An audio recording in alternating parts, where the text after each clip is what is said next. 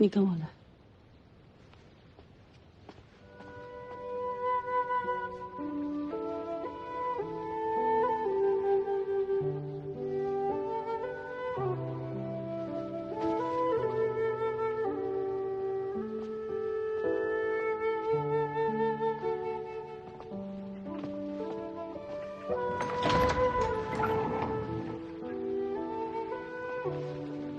外面就是运河，河边会常年备着一条船，打开门就上了船，扬帆远去，从此长河万里，海阔天空。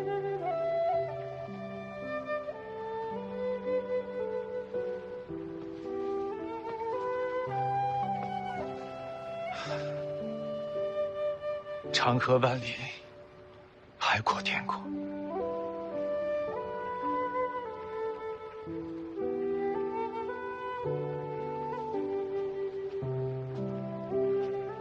翠姐，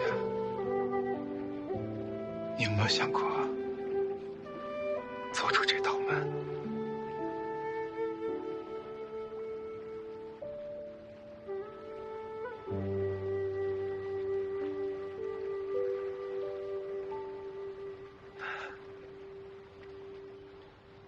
竟然没有想过，为什么还要留着这道门？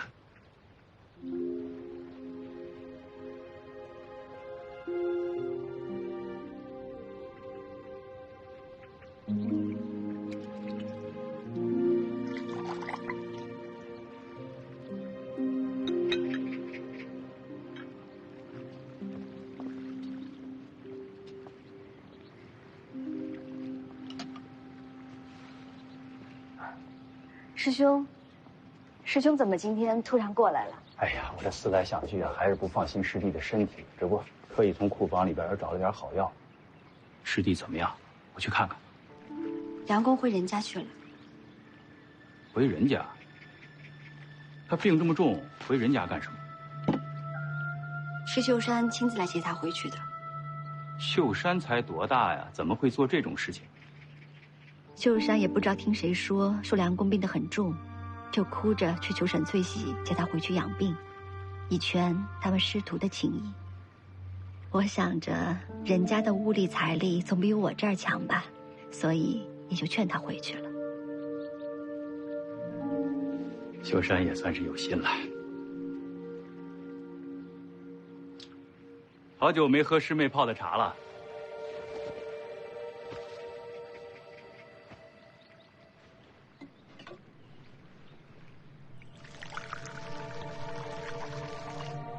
最近苏州地界儿有一出新的评话，叫《绣荷包》，不知师妹听说了没有？那种3文钱一本胡说八道的话本子，听他做什么？本来我也不想听的，可这已经传得满城风雨了，影射的又是人家的大奶奶跟师弟。你知道，我对师弟期望甚高，不得不听啊。简直是胡说八道。这么说，师妹是不信了？当然不信。师兄，你难道忘了梁公的生母是怎么过世的？魏家的当家主母潘氏，她但凡有一点点慈悲之心，梁公的生母都不会流落杭渊，更不会在儿子中举之后羞愧自尽。梁公呢，他也不会放弃大好的前程，到处漂泊四海为家。他就是不想回去面对他的嫡母呀。这些事情，外人不知道，师兄应该是知道的呀。所以说啊，梁公他可能喜欢任何人，唯独不会喜欢人家的当家主母啊。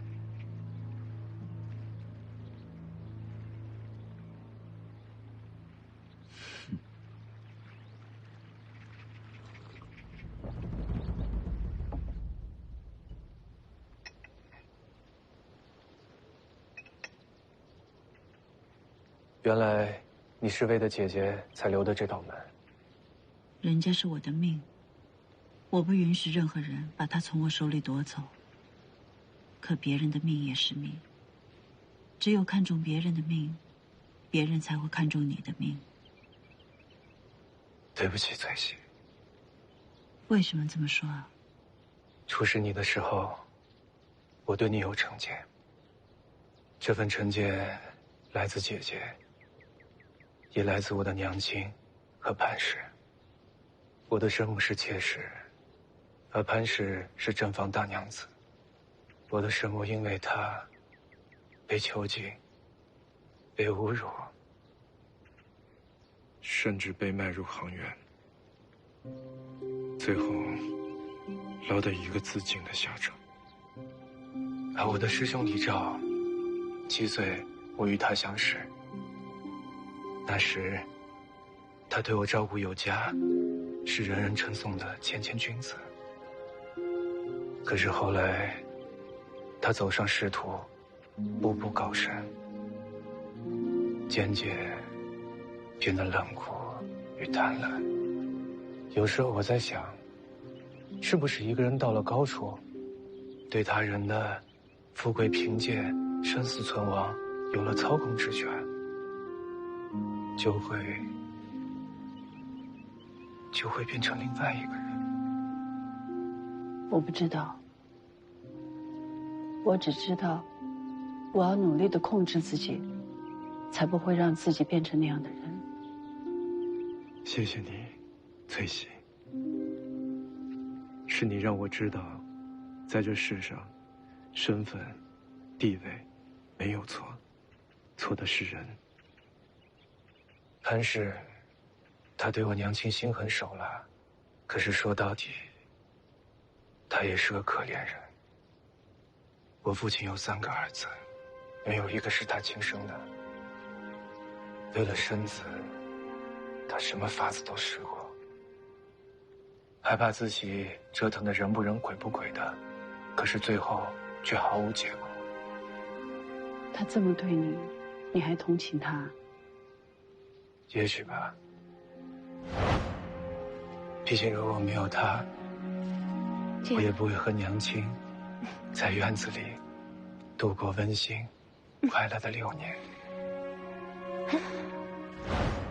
我娘亲一辈子连个正经的名字都没有。6岁，她被魏家从人贩子手里买回来，安排在厨房做烧火丫头，整天蓬头垢面，人人都喊她叫做丑娘。可是我娘亲一点也不丑，而且很聪明。她在父亲书房伺候时，听过1遍的诗词文章，便能牢牢记住。她知道潘氏不喜欢她，小心翼翼地躲着潘氏，可就是这么谨小慎微，还是被潘氏给间接害死了。李昭曾说，我该请人为娘亲和潘氏著书立传，好让世人知道我有2个好母亲。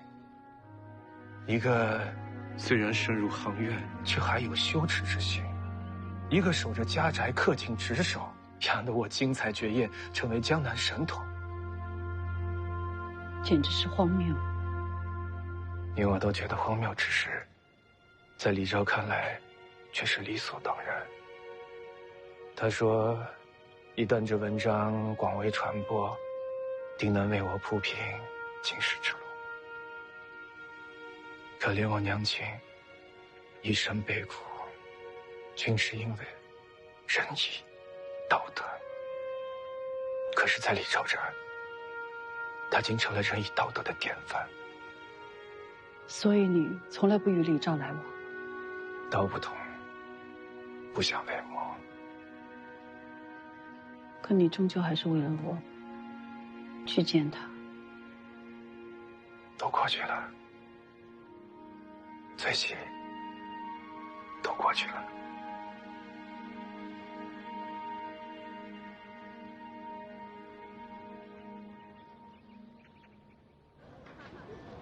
来，大人。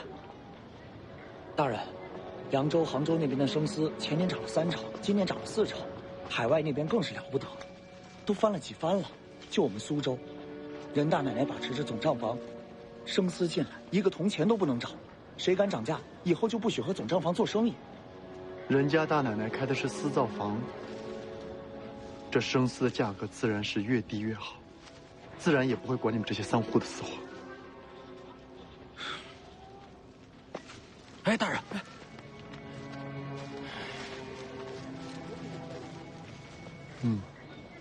这根线要拉直。有个传言，你们听说了吗？哎呀，怎么没听说？都写成话本子，传得满城风雨了。说人家大奶奶把持人家家业，掌管着苏州总账房，却和外面的教书先生好上了。你说咱骚户人家穷归穷，可都是有志气的，怎么能跟那些伤风败俗的人做生意？这个事，总账房必须得给我们一个交代啊！就是啊。哎呀，这个事啊就没人管。对，说这，你说，没人管我们能怎么办？那你们几位都是来讨说法的是吗？这都传得满城风雨了，也太伤风败俗，怎么着也得给我们个说法。是啊，都是有儿女的人。我们要是继续跟总账房合作，外面的人该怎么看我们？我们的孩子们还要不要做人？要不要成亲啊？就是，人家大奶奶呢？她人来了没有？这件事她必须给我们个说法。你们这一个个的说大奶奶伤风败俗，是亲眼见到了吗？是你见着了，还是你见着了呀？都传的有鼻子有眼的，自然是有人看到了。还自然就是有人看见了。谁呀？二爷，走。来说个名字出来，给二爷我开个眼。怎么都不说话了？啊？方才不挺能说的吗？告诉二爷，是谁亲眼看见的？又是谁亲口告诉你的？是茶楼里说书先生说的。就凭一个说书先生胡说八道，你们就随便的诬陷我大嫂清白了？我大嫂吧，宽容大度，你们二爷我可不是。日后再让我听见你们谁嘴里不干不净的诬陷我大嫂清白，不管他是谁，你们二爷我一定亲自上门，好好的跟他算这笔账。是，错了，我们错了，二爷，我们以后再也不敢了。你们呀，以后不要听风就是雨，听见了吗？是，有点主见。巧儿，哎，你先别走啊，巧儿。哎，巧儿，你怎么不打招呼就先走了？以你的性格，不会无缘无故来这里的，是有什么事情要跟我说吗？你这才嫁出去多久啊？就把我们的感情都忘了是吧？你是不是觉得男人是你的天，其他人都是外人呀？现在我也是外人了是吧？行吧，你以后啊，就过你的小日子吧，别来找我。哎，淑芳姐姐，你别走，我告诉你，什么都告诉你。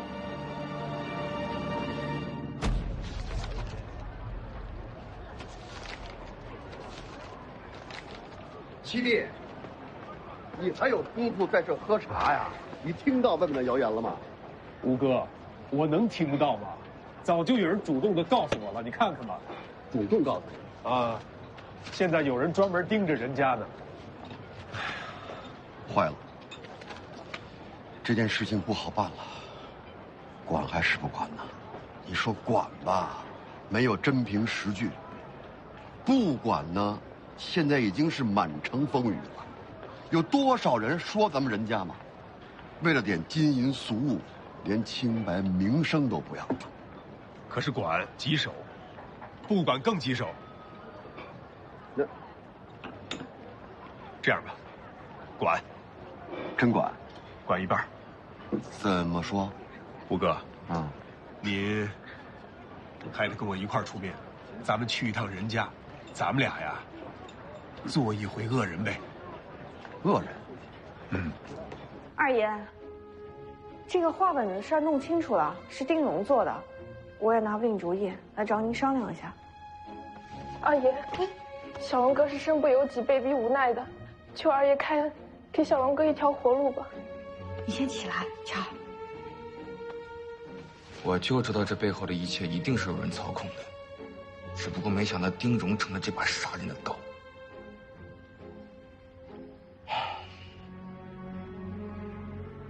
乔儿，我可以答应你，放丁荣一条生路。可是以后你要怎么办啊？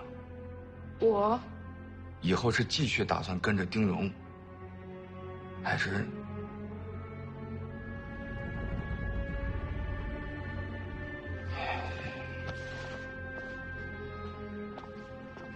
淑芳姐姐，我该怎么办？你跟我回仁府去见大奶奶吧。大奶奶，她会不会责罚小龙哥？你跟了大奶奶这么久，你能不了解她吗？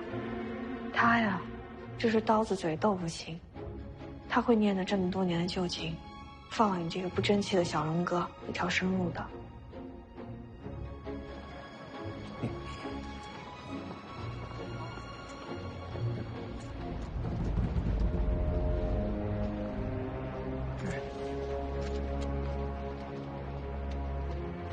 哎，你们干什么？干什么？这青天白日，你们干什么？我，哎呀，别打！爷，你行行好，小的哪里做错了？求你给个明白话。绣荷包，小的就是顺嘴编了个故事。大龙，是，起来，哎。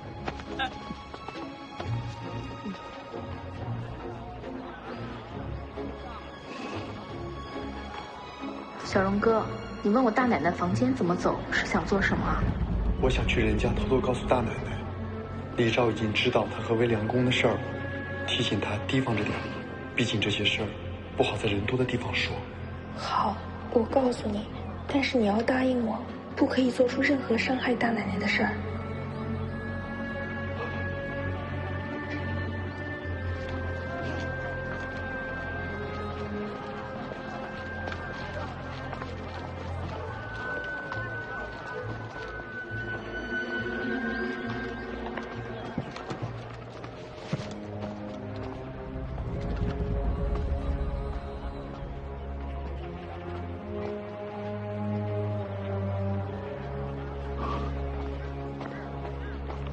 哎，你是？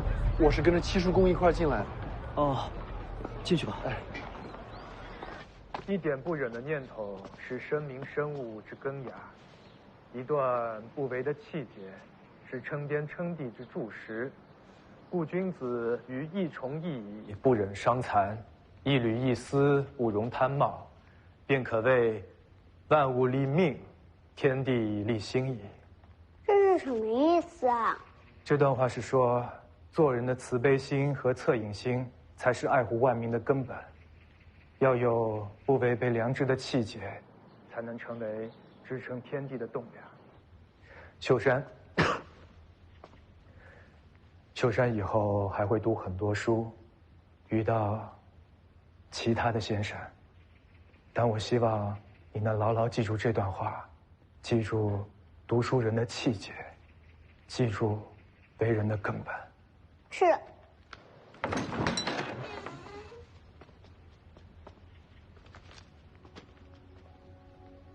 秀山见过武太公、姬太公。好孩子，不必多礼。魏先生，我们有话要对您说。秋山在这好好念书，等着先生回来。是。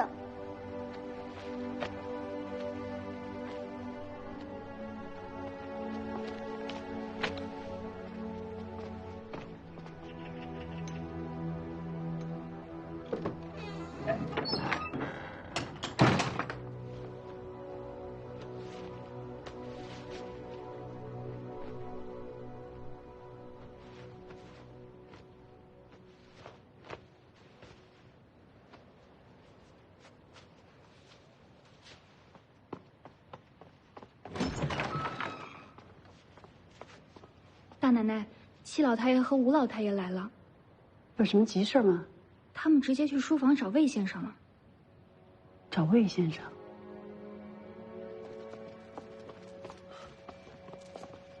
你奶奶，翠姐，翠姐，不要！你奶奶，你这是何意啊？七叔公、五叔公叫我把你拦住。我知道你是个好孩子，外面传的乱七八糟，打死我也不相信。可是两位老人家也是为你好，你可不可以不要添乱啊？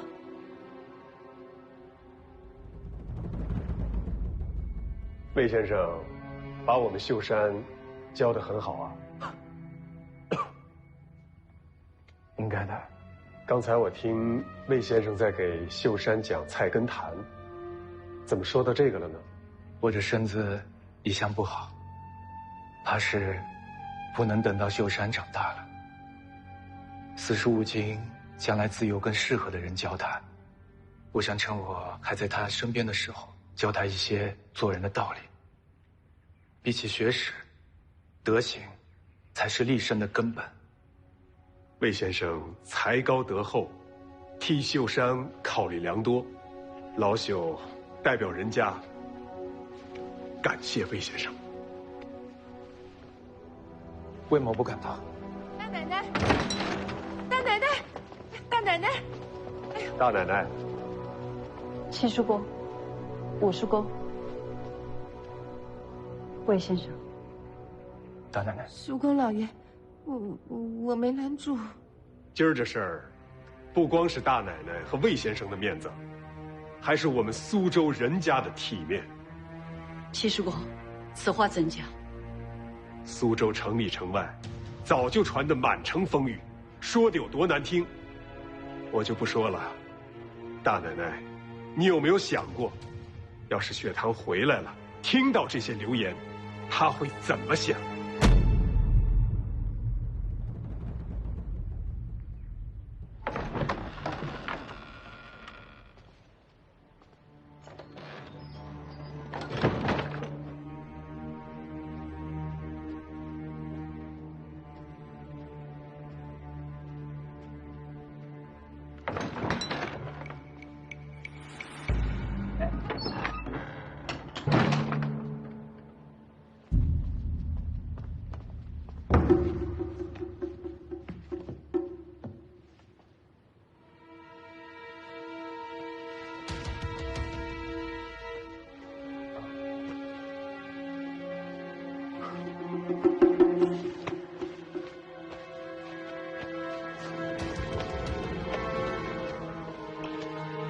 大奶奶，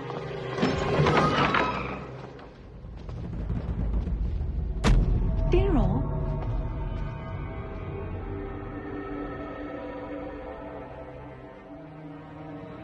小儿，你怎么在这儿？啊！我来见大奶奶，小龙哥。你怎么在这儿？你来这儿做什么？我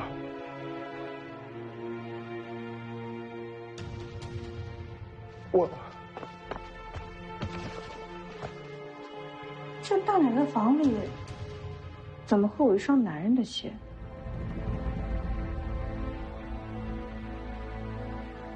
是你放的吧？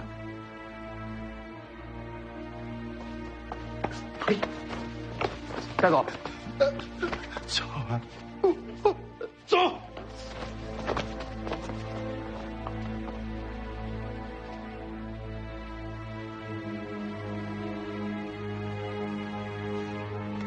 还请魏先生高义，愿成全我任氏家族的名声。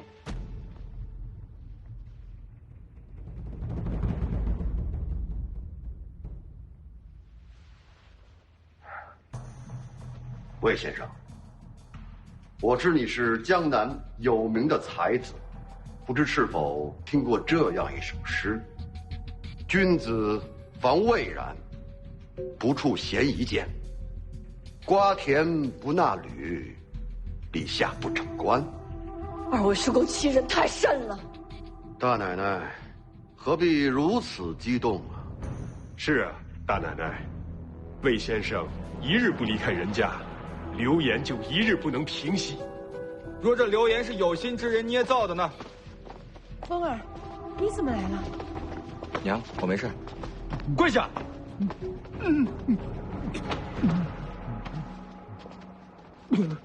你先说。我说，绣荷包是这位丁大爷写的话本子，给了银子让小的说的。小的真的什么都不知道。大奶奶饶命啊！我们抓到丁荣的时候，他已经把这双鞋放到大奶奶房间了。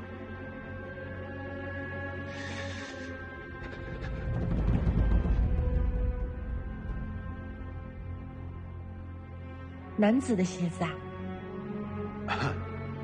他是来栽赃的。毁人名节，丁荣，你是在杀人。丁荣，你还有什么话说？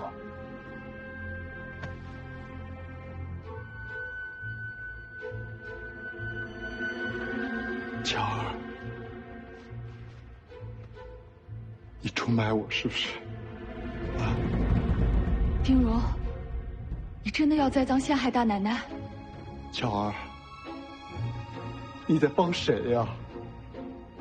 我才是你的丈夫，我们有2个女儿，你肚子里有我的孩子，我们才是一家人。丁荣，你想置大奶奶于死地是不是？巧儿，你明不明白？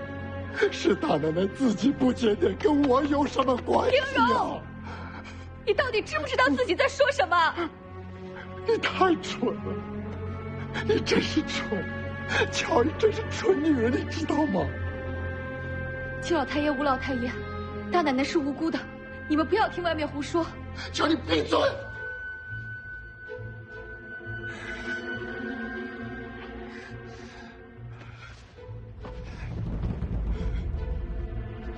巧儿，绣荷包的话本子是我找人写的，说书先生也是我指使的，这双男人的鞋也是我带来人家来栽赃陷害的。可是我想说的是，大奶奶她并不无辜，你明不明白？她不无辜。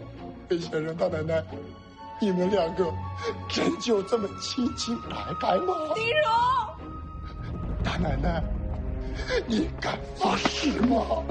丁荣，别自作聪明，不要栽赃诬陷我的名誉。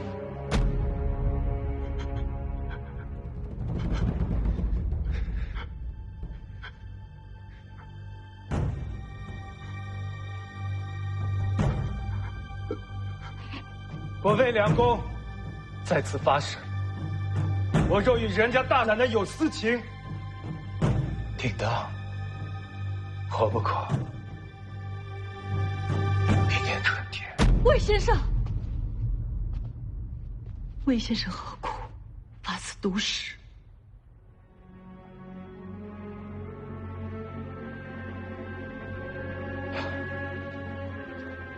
丁荣，我已发誓，你还有何话可说？大奶奶，丁荣，从现在开始，你我夫妻恩断义绝。好，这是你自己说的。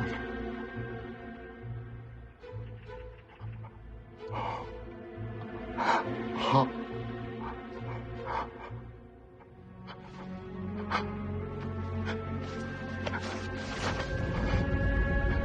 这件衣裳是我在大奶奶的房间里找到的。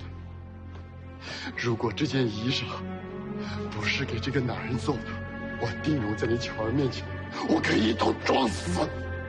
听明白了？大奶奶在苏州是刺绣大家，她的针线无人可及，是不是大奶奶做的？找个人随随便便看一眼就明白了。啊，来，你们看看，你们来看看。你奶奶啊，你也看看，啊，看一眼这件衣服是不是出自大奶奶之手？哎，我老了，我眼睛不好，我看不。你看不清楚？我看不。那你再看清楚一点。你给我走开！任二爷，你要还是个男人，你就把你们任家所有的真正告诉他找出来，你让他们来认一认，这件衣服是不是你们人家的当家主母做给这个野男人的？来，把嘴给我堵起来！我看你们谁敢！我是苏州织造的领镇，你们谁敢动我？你们敢得罪李大人，得罪苏州织造府吗？疯子！就是。疯子，疯子。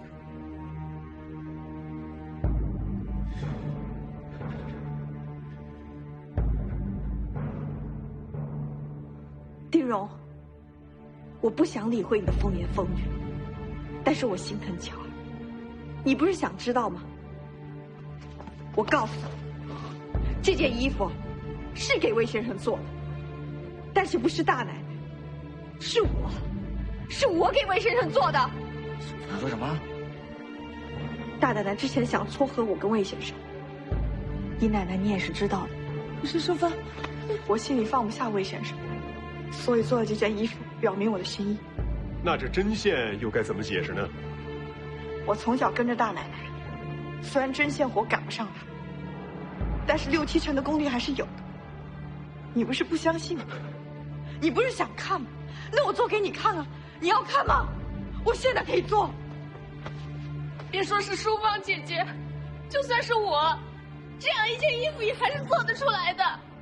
那你现在是不是该怀疑我跟魏先生不清不楚了？虽然我跟大奶奶的时间不长，可是做一件衣裳这样的小事，我也是做得到的。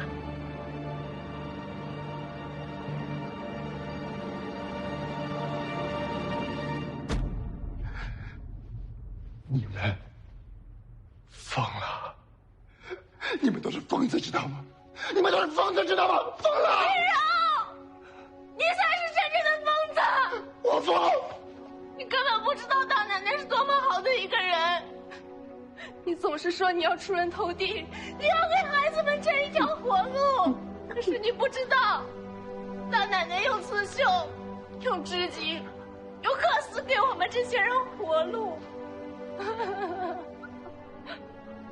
我为什么要喜欢你啊？我为什么要嫁给你？为什么要给你生儿育女？为什么？我不是，我是王姐姐，我后悔了，我应该听你的话，我应该嫁给丁荣。血，流血了！乔儿，大奶奶，乔儿，快找胡郎中！大奶奶，你走开！找胡郎中！是。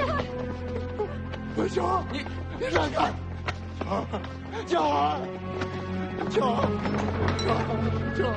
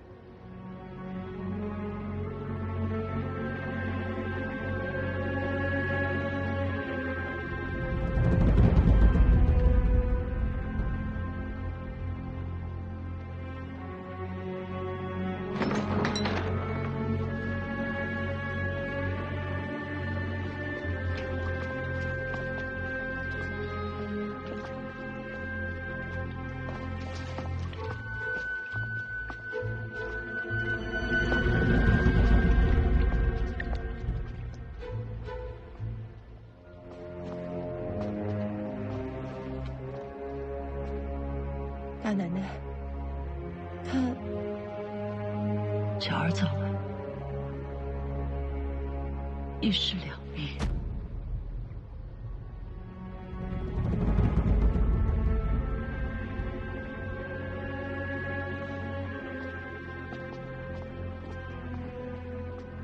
不可能，你骗我！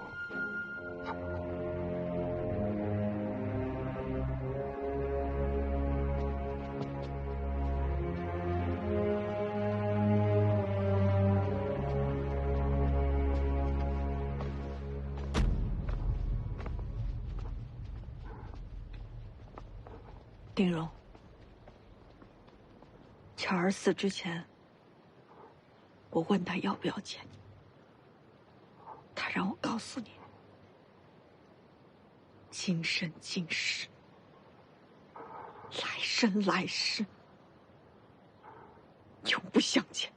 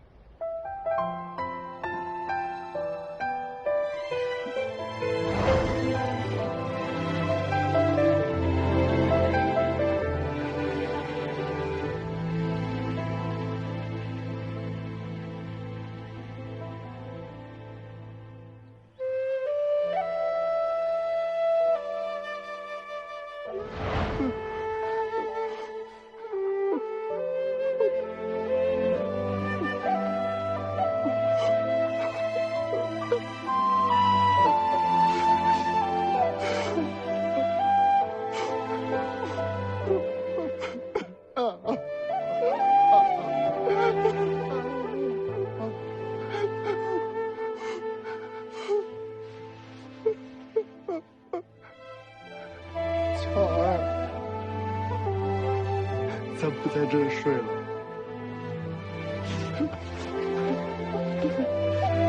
走吧。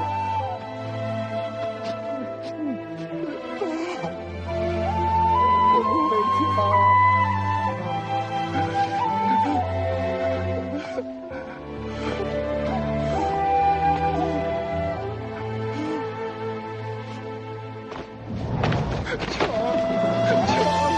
对不住，强儿。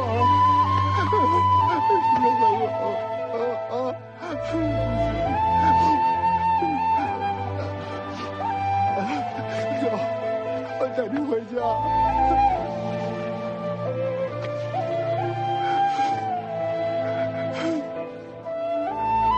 走，我带你回家。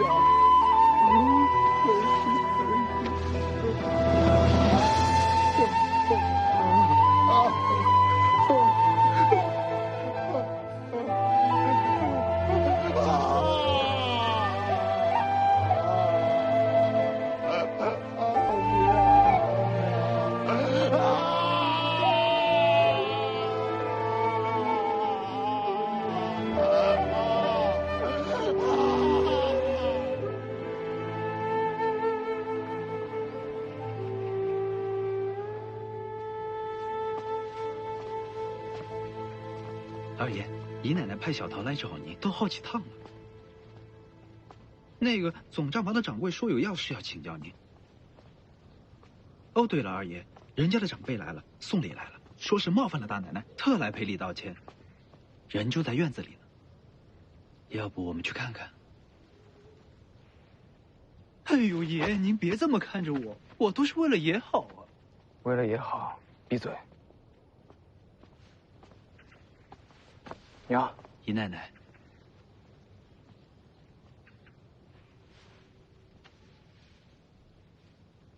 淑芳的嫁衣呀，是。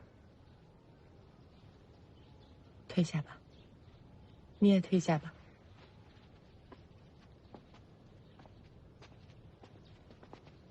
之前，当着这么多人的面，淑芳说是大奶奶做媒人撮合她跟魏先生，你忘了？娘，当时的情况你也看见了，那件衣服淑芳不站出来认了，难道让大嫂去认吗？她认了，她认了跟魏先生的婚事，你呢？她没认，你还不懂吗？淑芳是个好姑娘，我也知道。大嫂是个好人，这我也知道。魏先生也是个好人，是天大的好人。那大嫂跟魏先生他们，这事不能讲，谁也不能说，想也不要想，听懂了吗？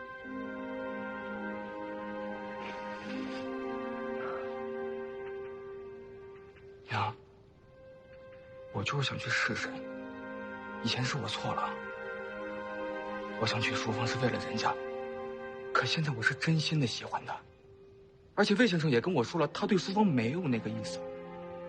你可以是，可是你要答应我一件事情。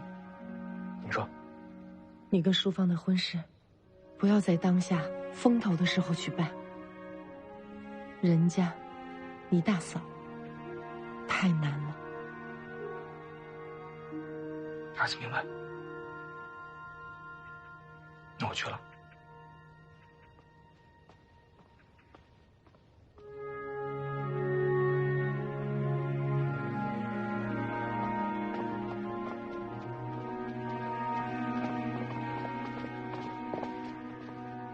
给二爷请安。淑芳呢？淑芳姐姐不在，去哪儿了？她去了偏院。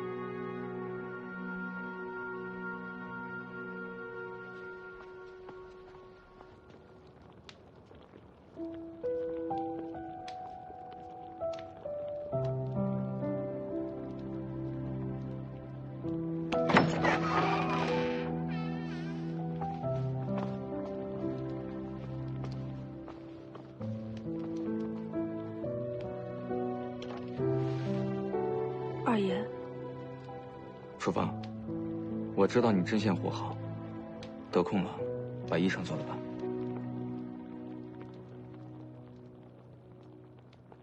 这是做嫁衣的布料。是啊，姑娘们想做一件称心如意的嫁衣，怎么着也得3、5个月。不着急，慢慢做。等你做好了，我们再成婚。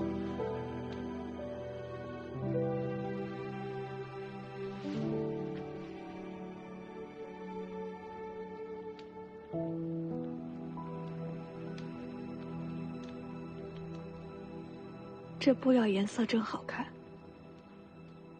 不过二爷，我们俩的婚事不要再继续了。这个布料，你留给其他人吧。是因为魏先生，还是因为那件衣裳？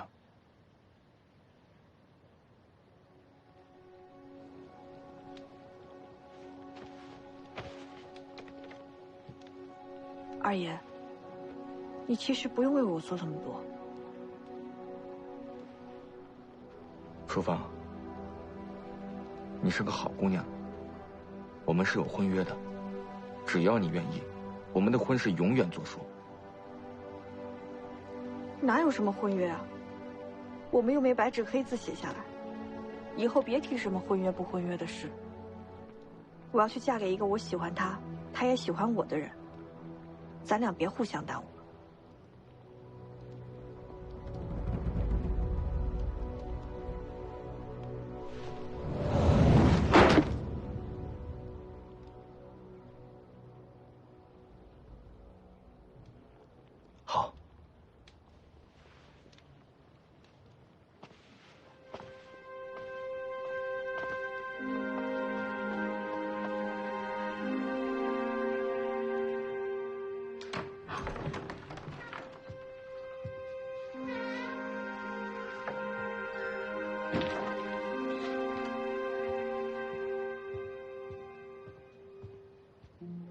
魏先生，药要趁热吃。淑芳，我去跟二叔说，我跟他说明白。大奶奶，府里人多口杂，大家都知道那个衣服是我做的。我不想让二爷被大家嘲笑，我不可以那么自私。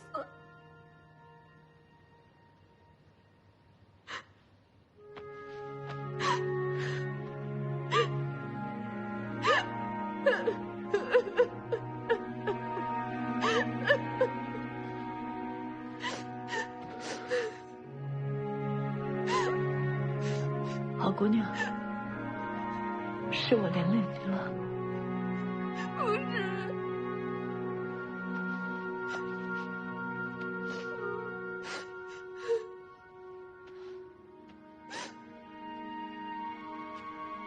二爷，二爷，你去哪里呀？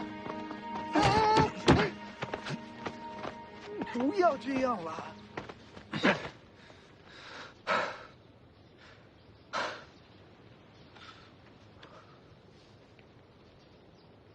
楚墨，你二爷我仁义，是个好人，对不对？对，你当然是特别好的人。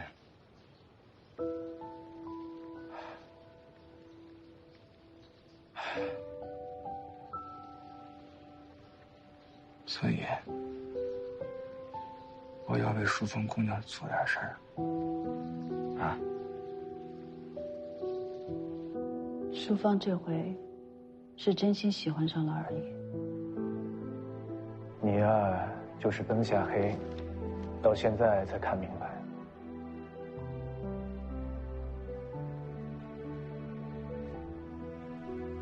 二爷对淑芳姑娘不是没有感情，只是这其中夹杂了责任、愧疚和太多其他的东西，所以他们的婚事不用着急，缓一缓，也许会更好。一个淑芳，一个巧儿，他们从小跟着我长大，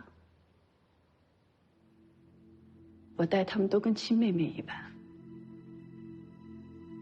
可是现在，因为我的事，我对不起他们。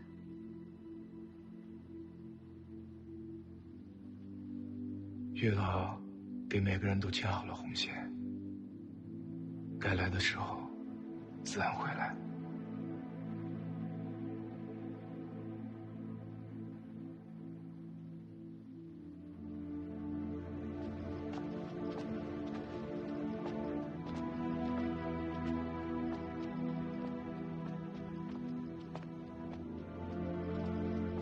大嫂，哎呀，你吓我一跳！你躲这儿干什么呀？我想请大嫂帮个忙。什么事？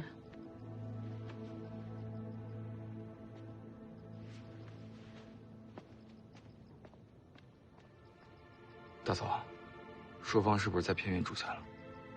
是。淑芳是个好姑娘，就是有些傻气。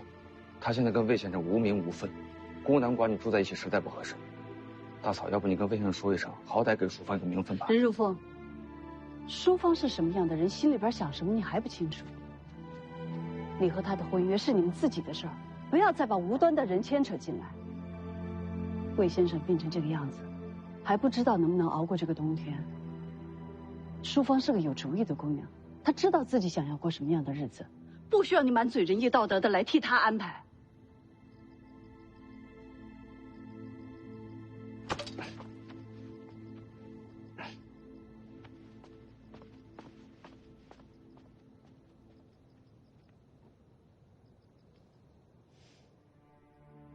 刘师爷，我求求你了，你让我见见李大人吧。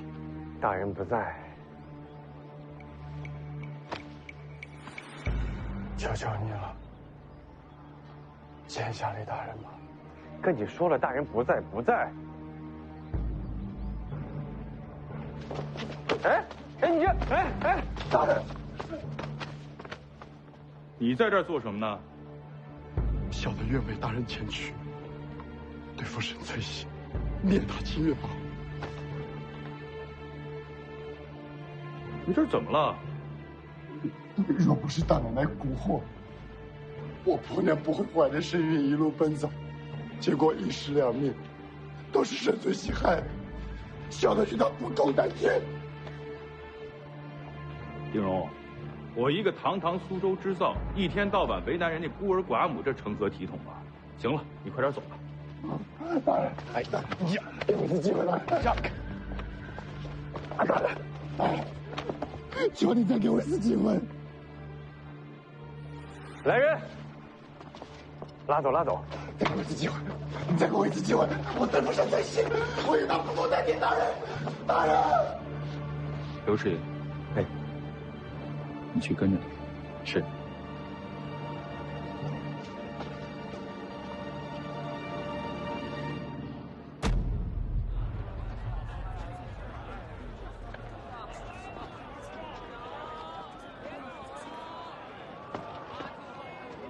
二爷，丁荣，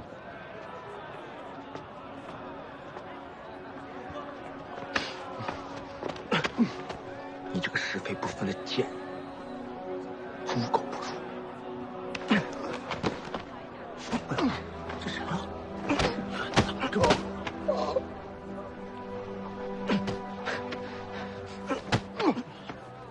够狠的，这怎么了？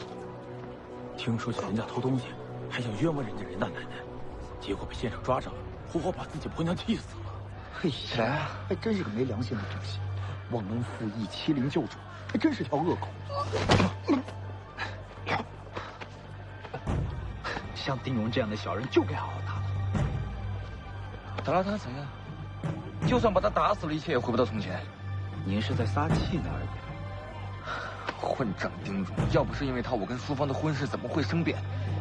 淑芳姐姐那么倔，怕是选路。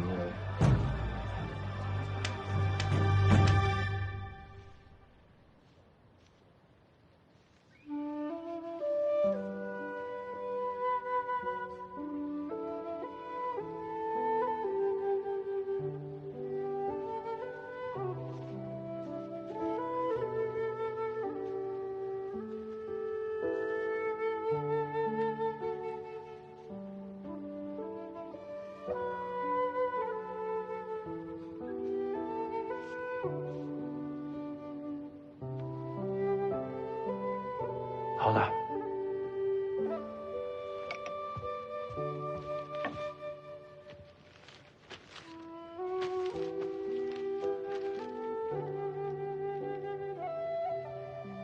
原来我的画像长这个样子的。换做以前，我还会给这画作上色彩。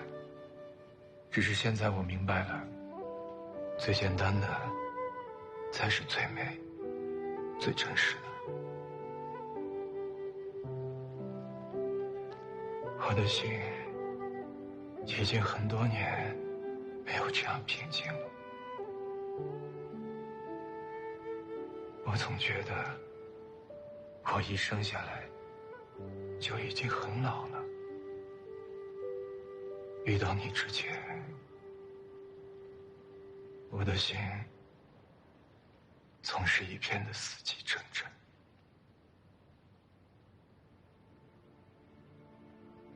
翠溪，谢谢你，能遇到你，是我今生最大的幸运了。是你让我知道，在这世上，有人虽然经历那么多的人情丑陋，内心却依旧温柔、善良。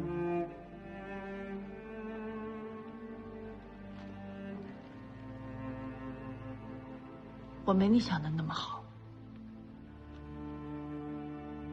我只是努力的在做一个好人，一个众人眼中的好人。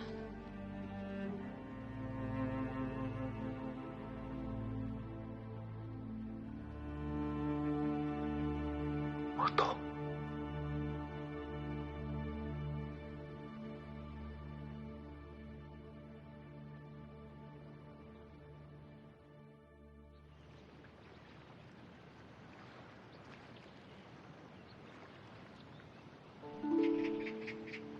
市井里那些关于沈翠喜和梁公的谣言，是出自师兄之手吧？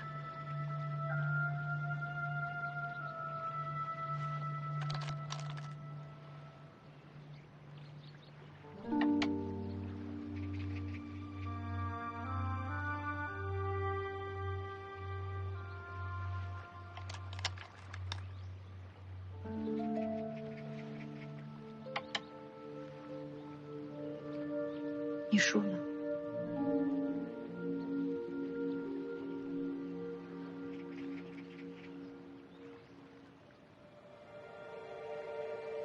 师兄，我听说朝廷派人来查漕运和河工的账了，你那边没事吧？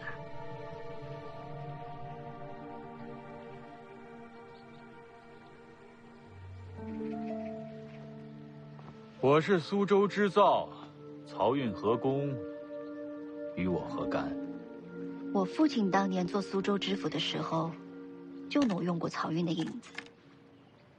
我听说，师兄的老师高大人，在京城广结权贵，出手都是大手笔，师兄这些年坐拥江南重镇，拥有这么多的财源，一定没给他老人家少上供吧？师妹这话是什么意思？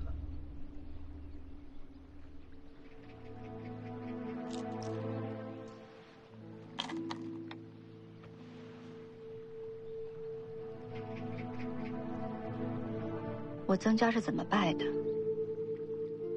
我父亲是怎么死的？我现在过的又是什么样的日子？师兄是最清楚不过的。师妹，宦海沉浮，身不由己。有些好处就尽早收手，保个平安吧。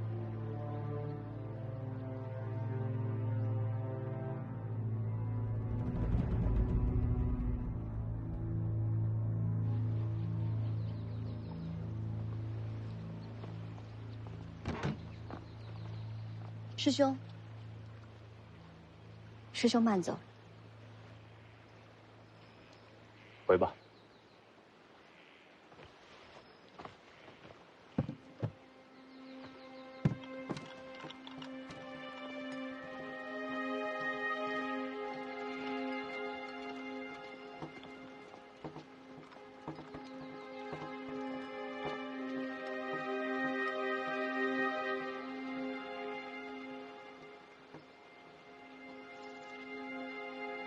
姑娘，姑娘，没事，只是突然想起年少的时候，原来仕途荆棘真的会让一个人变得面目全非。走，我们去找沈翠喜，让他盯着李照。如果我这个师兄继续执迷不悟，这回他急了，就一定会露出马脚来。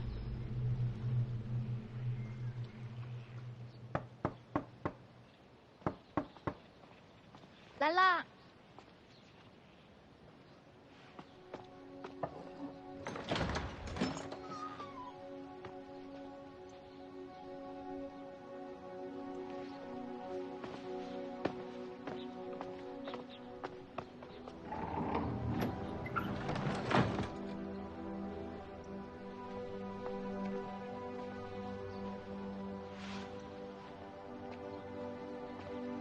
梁公气色不错，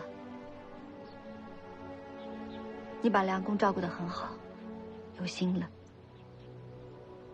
突然来有什么事吗？都别站着了，过来尝尝我煮的果茶。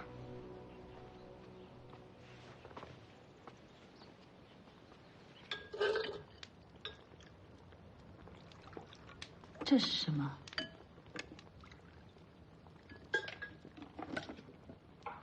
邸报。邸报。邸报是朝廷传至朝政的文书和一些官场信息的文钞。用丁荣潘养你的方法虽然失败了，但李照一定不会善罢甘休。我们得想办法应对，否则梁公也无法安心养病。在这些邸报里，就有可以反制他的方法。怎么说？李照本不是一个贪财之人，可是对敛财却如此上心，这里面一定有缘故。而他的所作所为，在这些邸报里，都露出了蛛丝马迹。李照到任苏州织造9年，你这是翻了多少邸报啊？其实没什么，这些我都是从小看惯了的。让你费心了。我是为了梁公，你不需要向我道谢。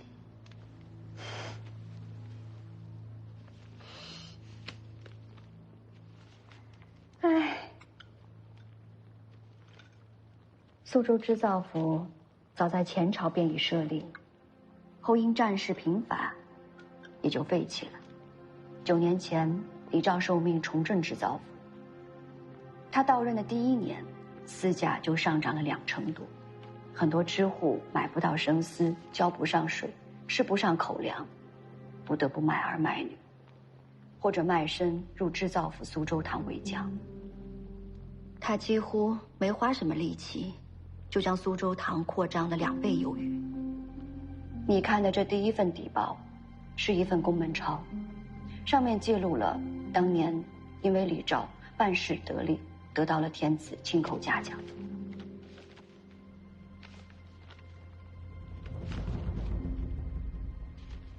刘师爷，在。还记得我们当年第一次到苏州堂时，这里衰败不堪的样子吧？当然记得。若不是大人当年的一番运作，哪有如今的苏州堂？只不过炒高苏州的私价，卖去南阳的行为，太过冒险。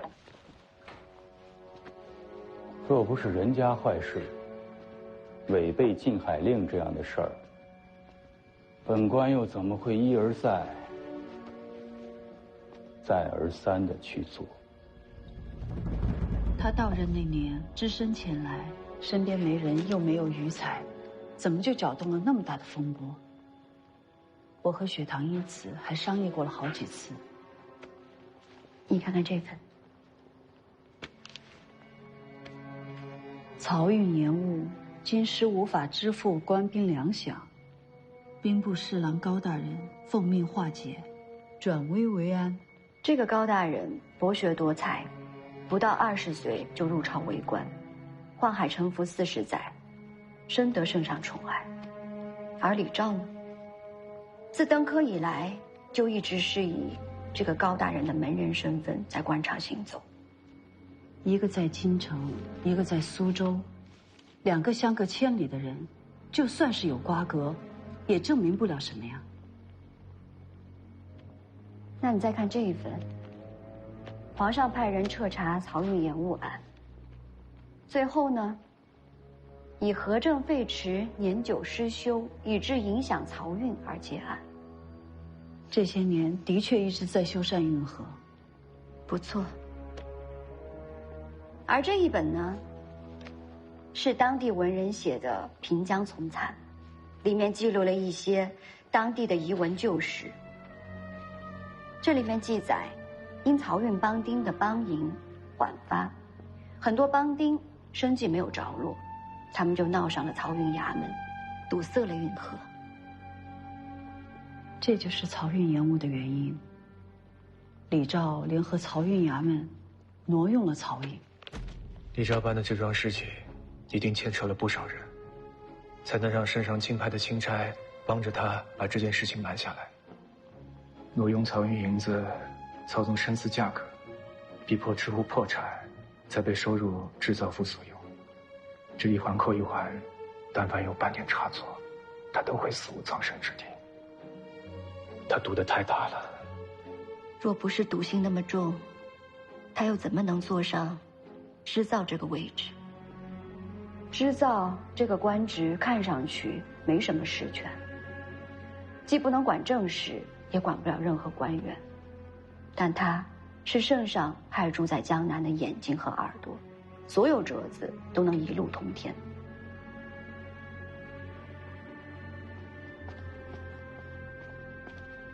大人，京城来信。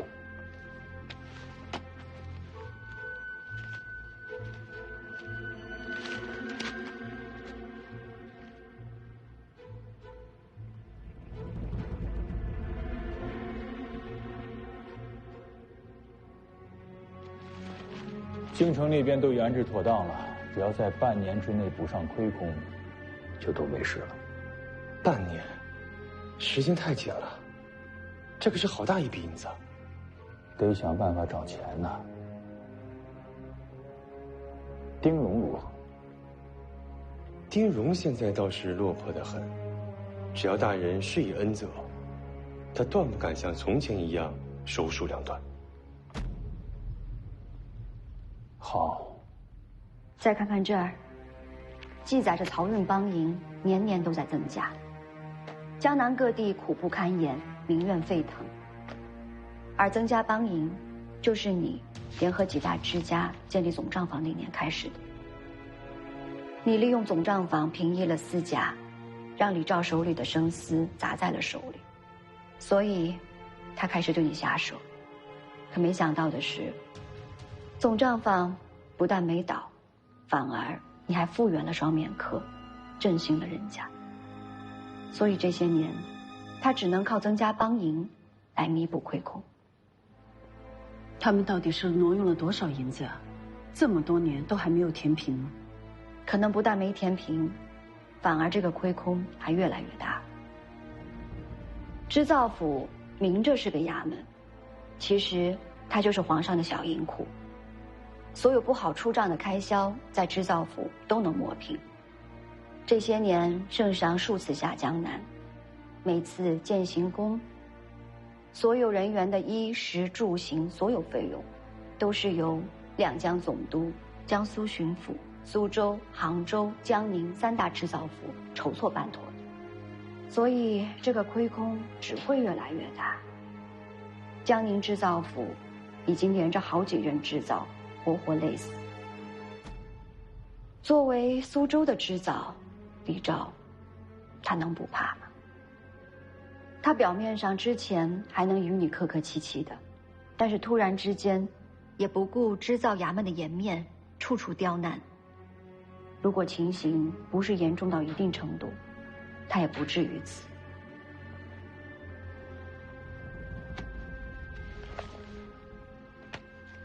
这一份底报里记载着，半年前，皇上派人监察户部为朝廷集财。此令一出，各地的官员为之胆寒，都在埋头处理亏空。清理亏空，若是查到曹营衙门，李兆他们办的事情就瞒不住了。所以这些日子他方寸大乱，行事也越来越不择手段。我估算过李兆手里囤的生丝数量，那是一个庞大的数字。这些年总账房将丝价压得死死的，他手里的生丝并没有卖出去。想要填平那笔曹营亏空，太难了。所以这就是我们的机会。我写了一封命令信，只要把信派人送到户部，将曹营的事情抖出来，那朝廷就一定会派人来查。到时候李兆他自顾不暇，哪还有时间来烦扰你们？若能去此督筹，苏州百姓便可大安了。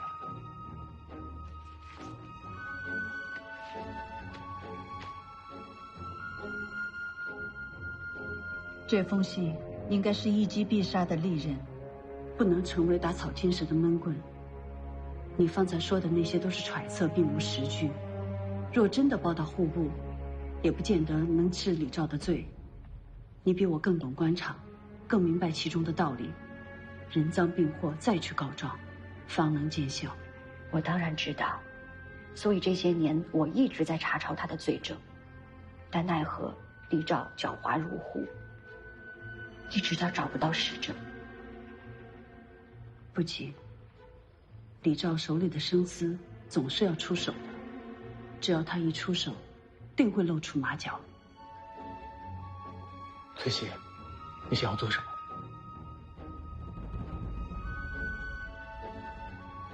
你方才不是说，户部再过几月就要清查亏空吗？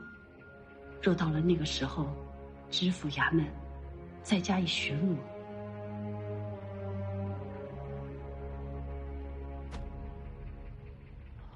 让知府衙门派人加紧巡查城门和运河。这任大奶奶又是得了什么信儿？我听说张彪回来了。张彪，此人当年外逃，我一直想把他捉回来。如今听说他在江南各地活动，还请大人帮忙，免除后患。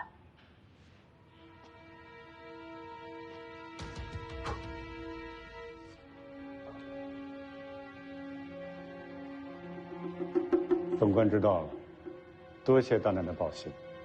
本官这就安排巡逻使。多谢大人。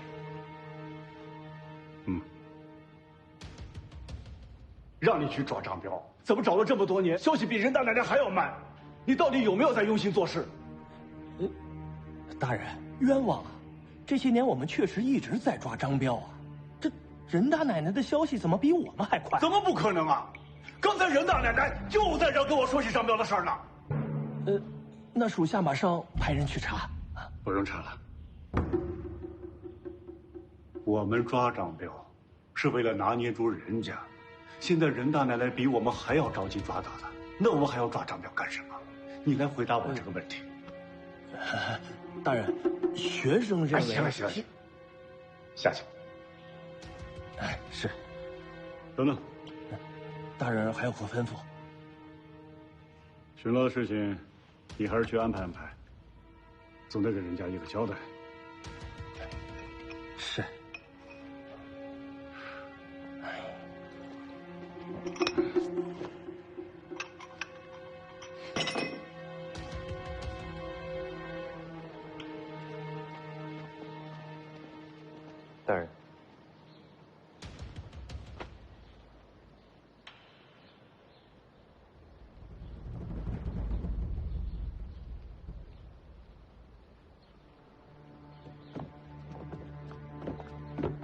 大人，大人，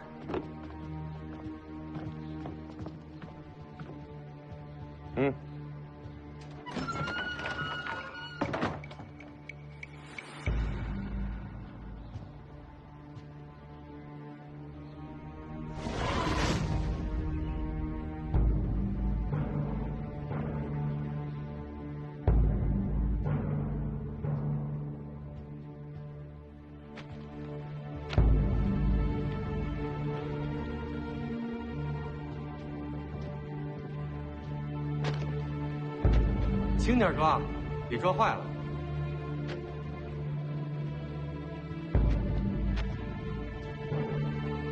大人，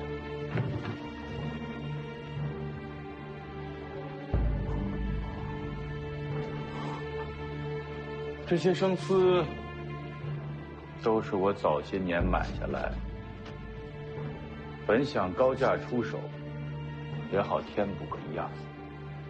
可是现在沈翠喜成立了总账房，打压私价，导致我无法出手，就只好囤在了这里。如今我找到了一个合适的买家，可以把这些生丝卖到南阳去，只不过差了一个接头的人。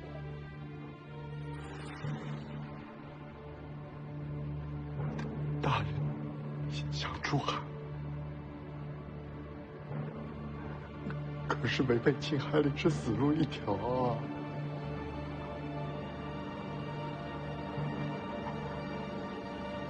你在这苏州城里人人喊打，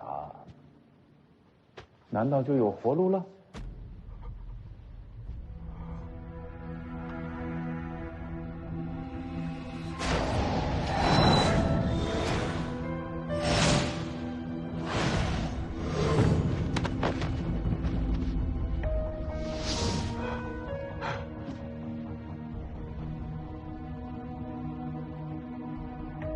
大人，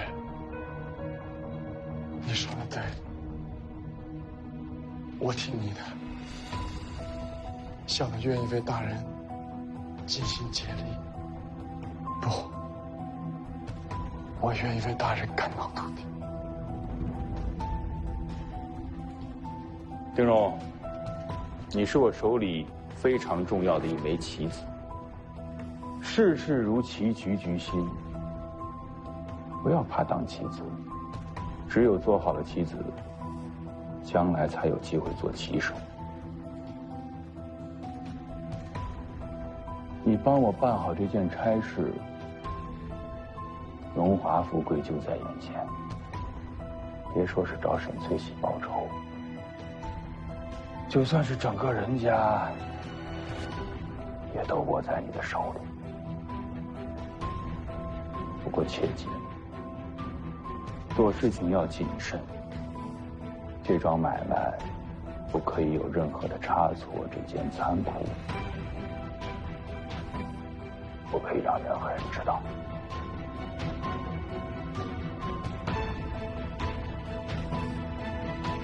大人放心，小的一定尽心尽力。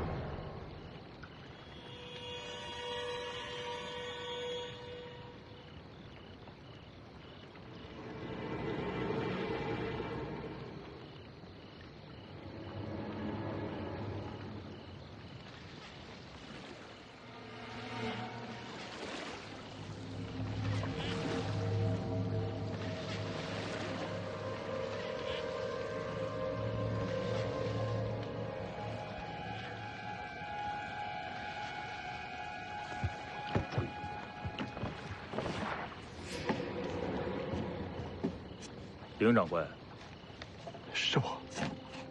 你是镖书的人吧？嗯。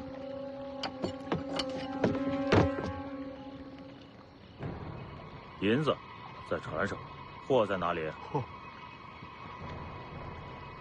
在马车上。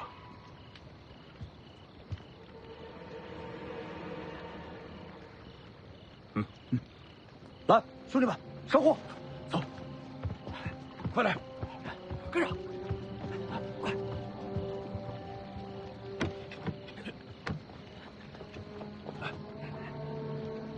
放慢点，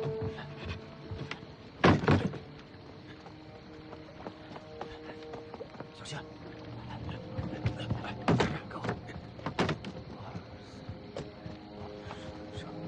好，开步。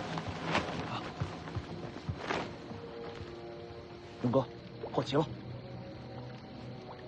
货齐了，货款，丁掌柜拿走。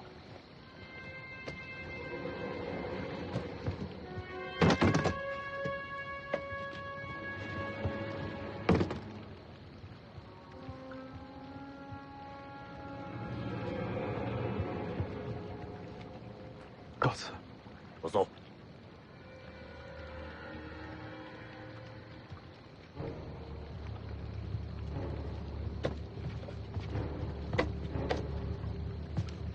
哎，丁掌柜，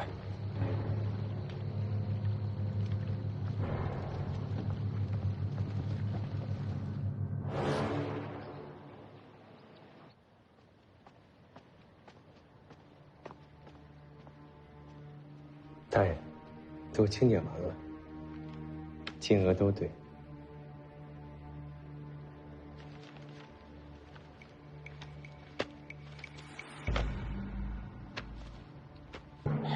丁荣，在这件事情，你办得很好。多谢大人，小的只是依照大人的吩咐行事罢了。那以后，这差事就交给你来办了，不要让我失望了。是，大人。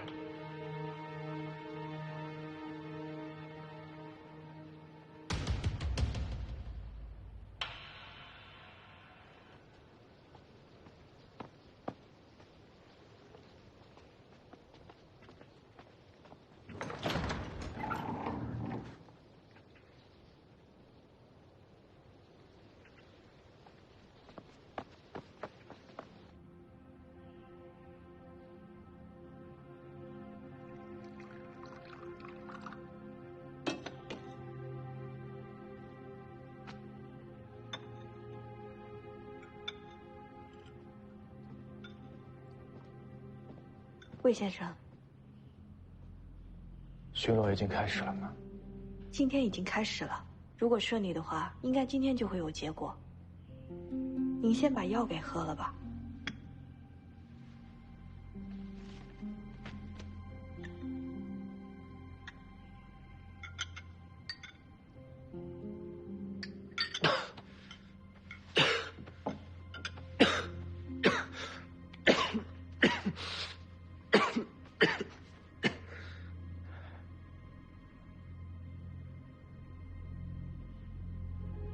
魏先生，没事，一会儿就好了。别告诉大奶奶。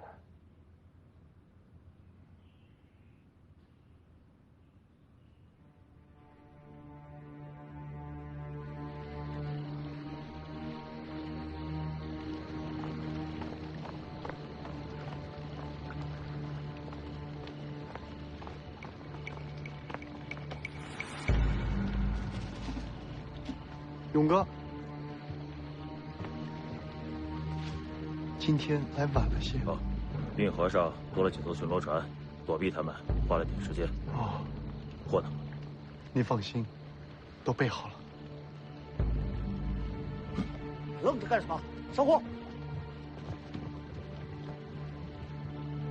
勇哥，一路辛苦了。不用客气，以后都是自己人了。哎，别走。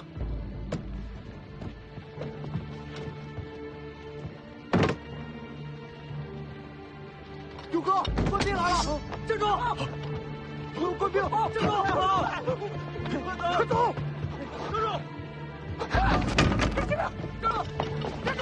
站住！大哥，解不开啊！快撬我！快点！走！干嘛？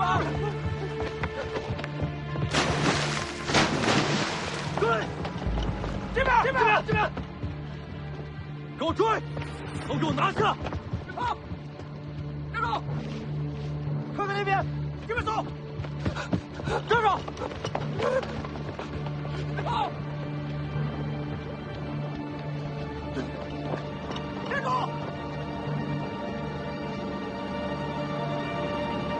周末，你有什么话直说，别扭扭捏捏的，跟个姑娘似的。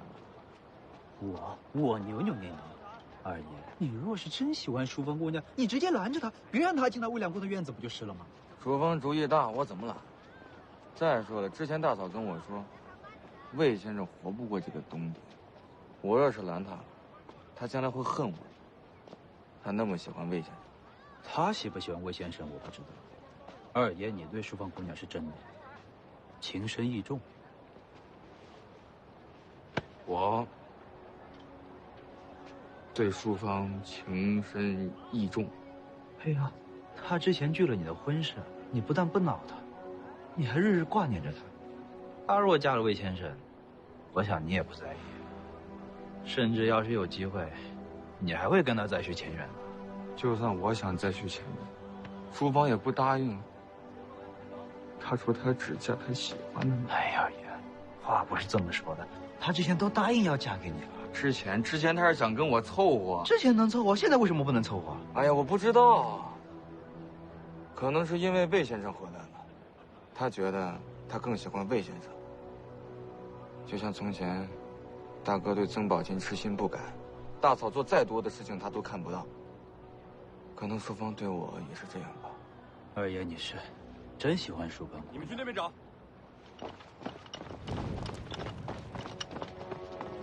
二爷，哟，车爷，这是怎么了？知府衙门正在巡逻查人。二爷，刚刚有没有看到什么可疑之人？没。打扰了。哎，车爷，你们这是在抓什么人啊？告诉二爷也无妨。我们正在严查违背禁海令、偷卖生丝、给南洋水匪的不法分子。告辞。你们两个去那边搜。是。你们几个跟我来。辛苦啊！辛苦啊！这边搜仔细了，跟我来，搜仔细搜。水匪里没有张彪。没有，下面的人严审了被抓的水匪，可他们说根本就不认识张彪。卖丝的人抓到了没有？没有，大人，这可是大案呐！没想到这苏州城里真的有人违背禁海令。任大奶奶不会无的放矢的，她忽然请我去巡逻，必定有因啊。有句话，学生不知当讲不当讲。先生请讲。任大奶奶素来与织造府是水火不相容，大人与织造府的李大人又是井水不犯河水。可是近来我瞧着，这双方渐渐地打出了真火。任大奶奶又是织造行的总账房，这整个苏州城里跟织造相关的丝造坊、僧农无不仰赖她。她能不知道谁在偷卖生丝吗？她让大人去抓人，只怕这偷卖生丝的就是她的对头。你是说织造府牵扯其中？十有八九。若真是织造府牵扯其中，那就是震惊江南的大案。李昭任苏州制造这9年，日子过得这般豪奢，其中必定有什么缘故。大人，您可别忘了织造府是干什么的。不打紧，只要人赃并获，李昭也只有当棋子的份儿。你派人加紧巡逻，谁能抓住实证，本官重重有赏。是，学生这就去办去。曹文斌，大人息怒，只是抓了几个小喽啰，丁荣和刘勇不也都跑了吗？他们2个跑了有什么用？曹文斌查得这么严，我们上哪儿去变银子出来？大人，我觉得行了，你先下去吧，回丝造房安心过日子。记着，别叫人看出端倪。大人，小的明白。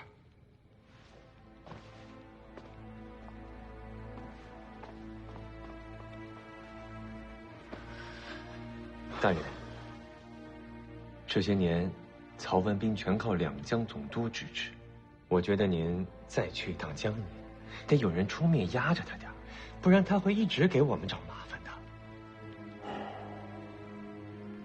明日备车出城，剩下的事情就交给你了。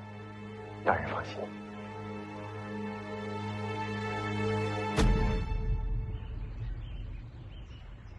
大奶奶，李昭往江宁去了。我把做好的衣服给魏先生送过去。嗯。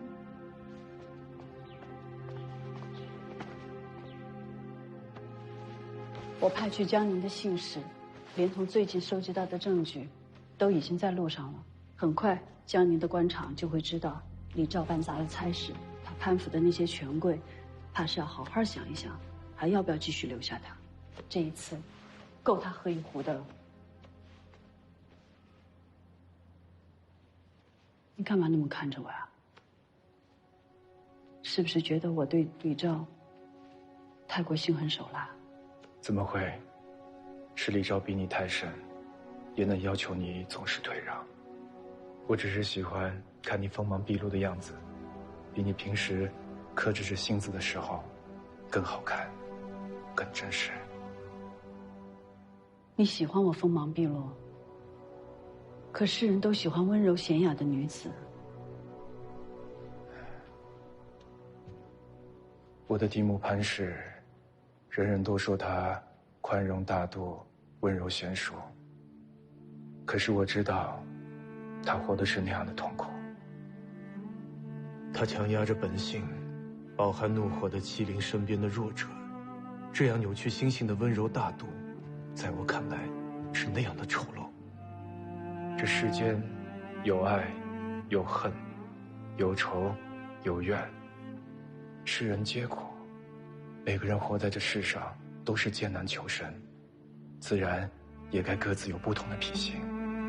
你心存善良，是李昭逼你太甚，也难要求你总是退让。你总是那么体谅我，合适吗？好不好看？好看。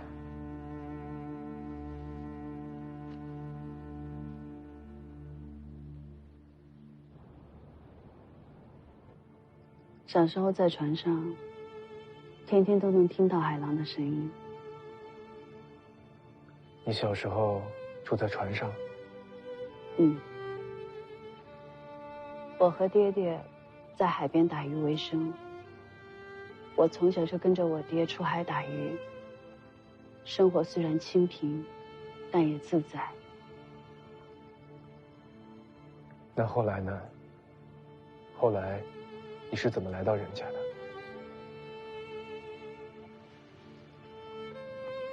后来我爹娘相继生病，家中的物品点卖耗尽，生活难以维系。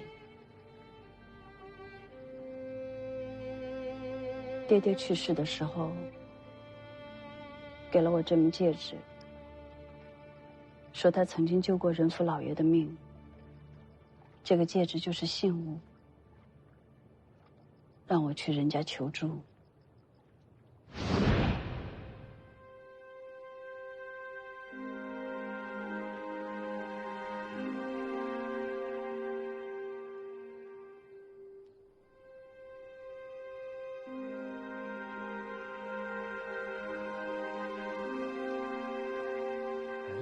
仁府门口怎么站着个小姑娘？怎么没有人接她进去啊？一个人站着，这里边还挺喜庆的呢。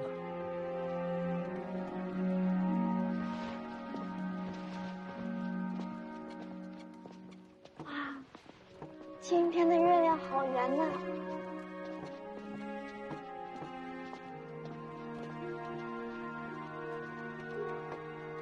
停轿！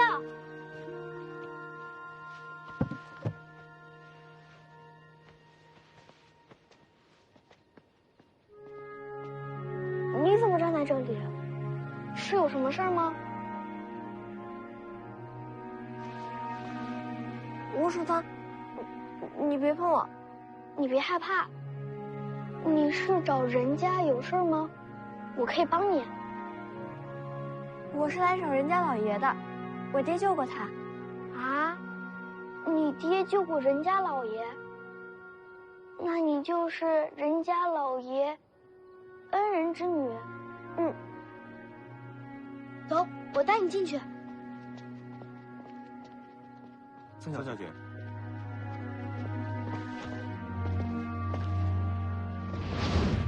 没想到，竟然是姐姐带你进了人家。我和宝琴似乎从一开始就有了特别的缘分。我是个乡下来的野丫头，不懂规矩，也不懂得琴棋书画。初见的时候，在学堂面前，在宝琴面前，我都自惭形秽。那后来呢？后来我学会了克丝，只有克丝才能让我心里更加的平静和喜悦，甚至觉得我能创造天，创造地。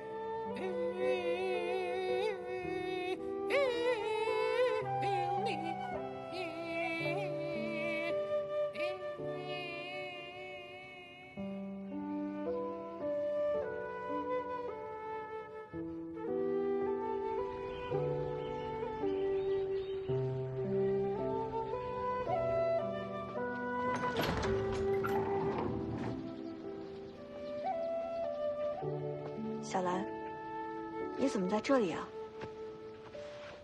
淑芳姐姐，大奶奶陪了魏先生一整夜，魏先生都唱了一宿的戏了，我听他嗓子都哑了，但没敢进去打扰。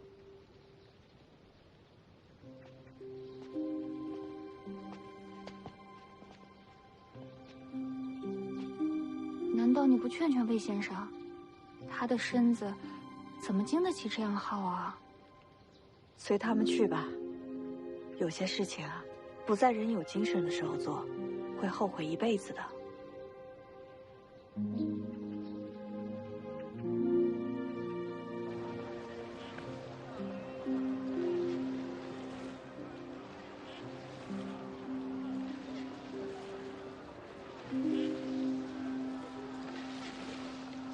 总在院子里待着，是不是闷得慌？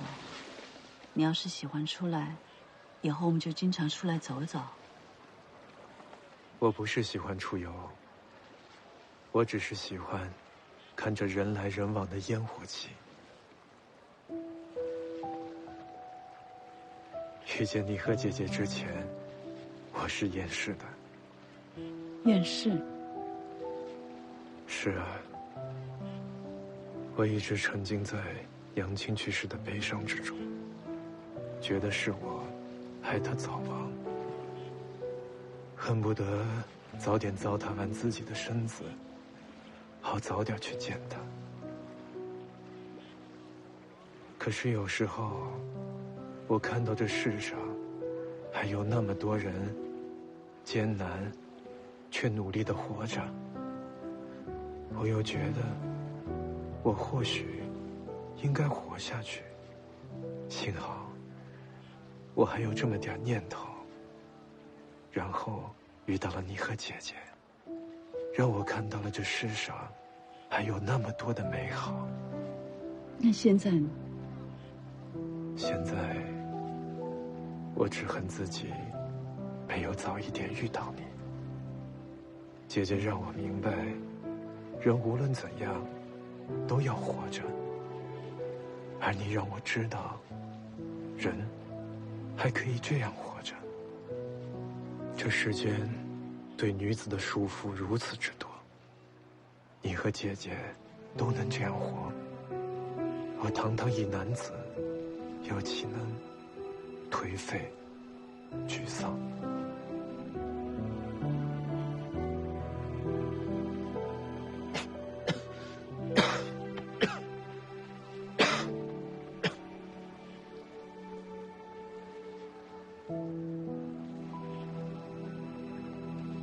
即便是这样吃了，翠喜啊，我都要跟你好好的过下去。我们一起看过冬日的腊梅，还要在一起看春花盛放。会的，很快就会重回大地的。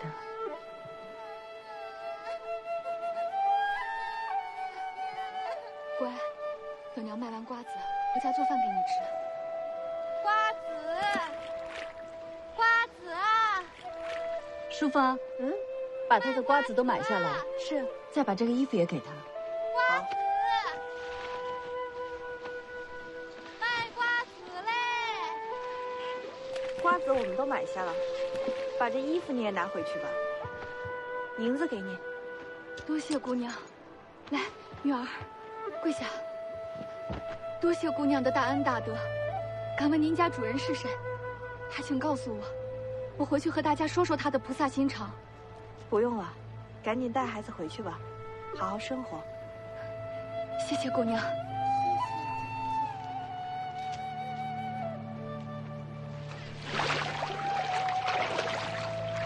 你做了好事，为何不让淑芳透露姓名？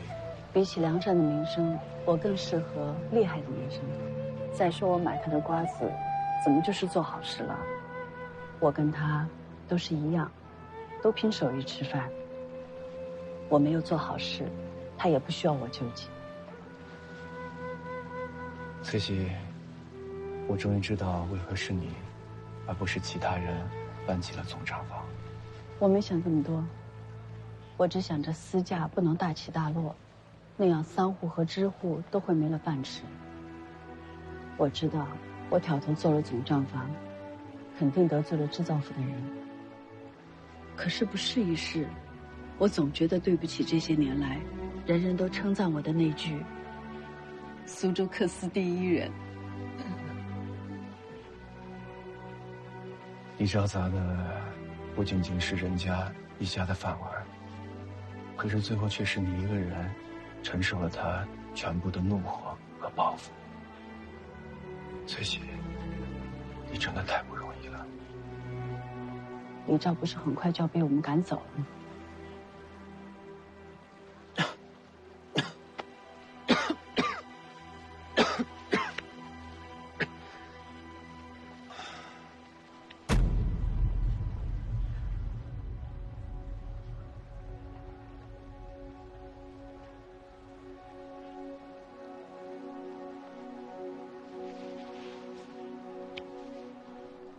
翠喜，我们就只有这一季的花开吧。不要去想那些不开心的事情，珍惜眼前人，珍惜此时此刻。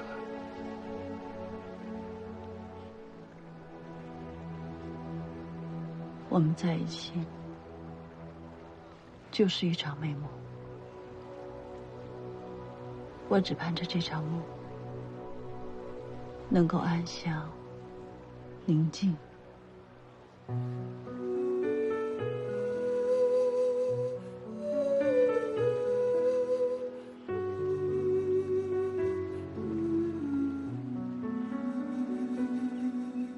星火落在湖面，烟雨吹散了思念，油纸伞下的脸，仿佛依旧是少年。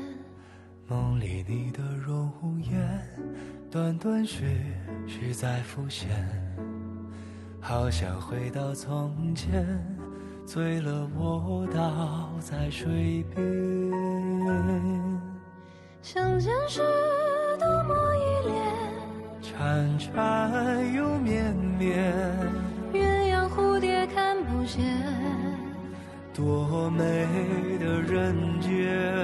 我欲乘风飞上九重天，不经历万万千千。若此心不变，死了也甘愿。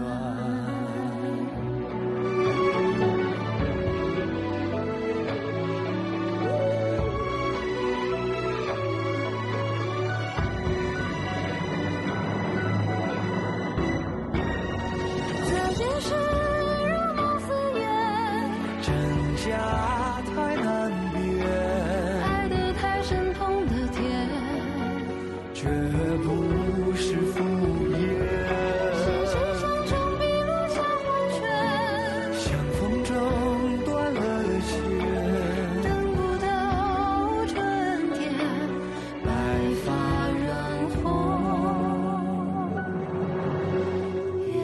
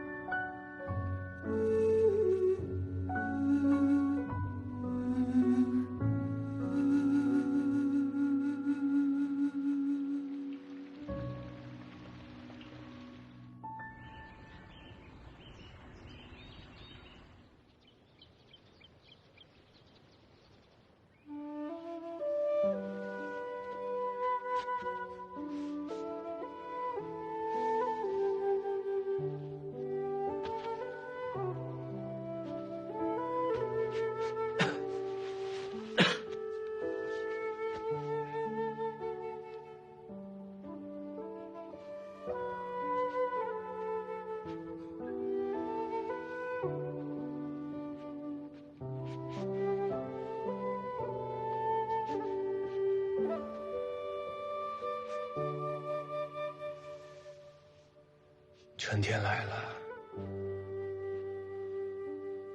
你的鸳鸯戏水也快完成了。这是鸳鸯，也是我们。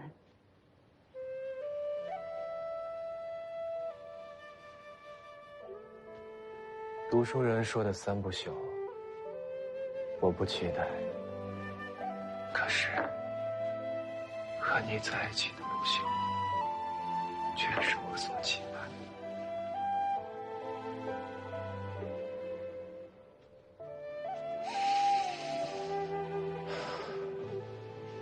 现在这样真好啊！在这么美的春天，翠喜陪着我。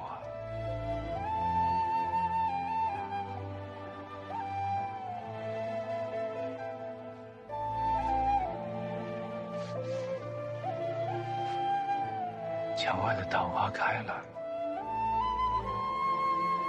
运河的水也变绿了。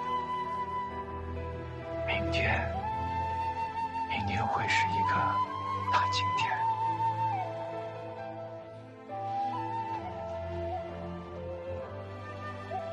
翠喜，你明天陪我去河边走走，我们再去桥洞底下听一次闲话，好不好？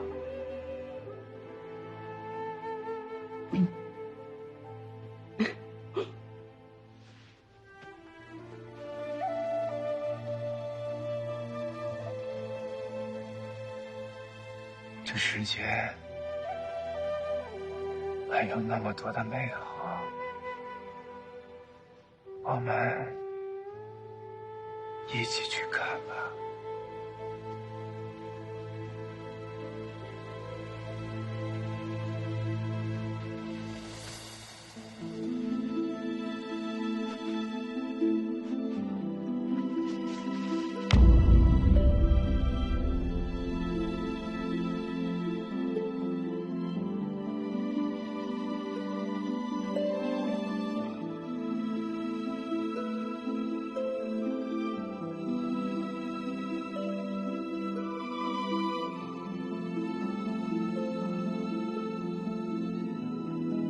良公，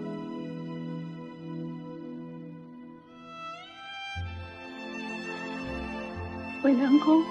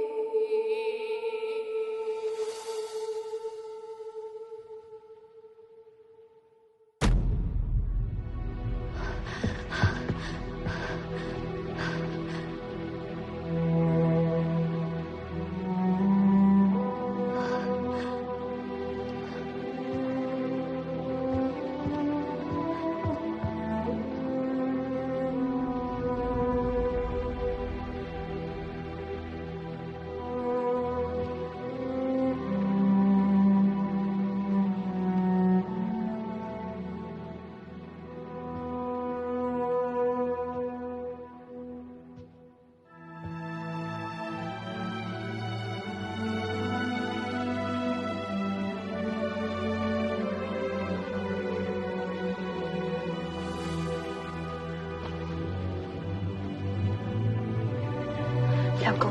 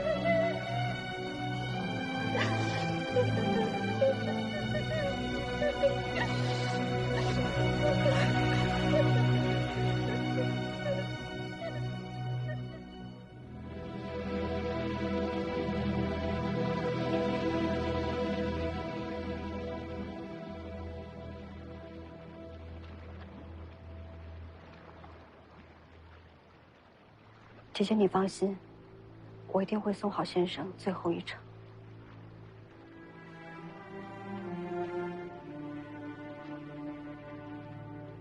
你快回去吧，让外人看见了不好。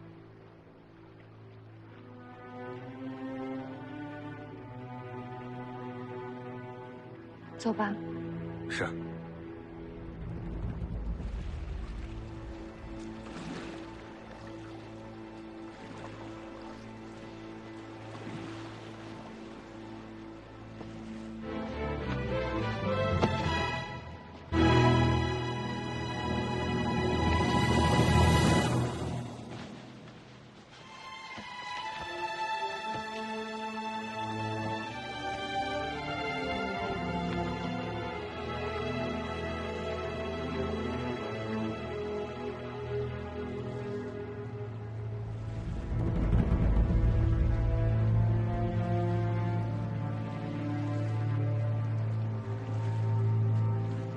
大奶奶，我们回去吧。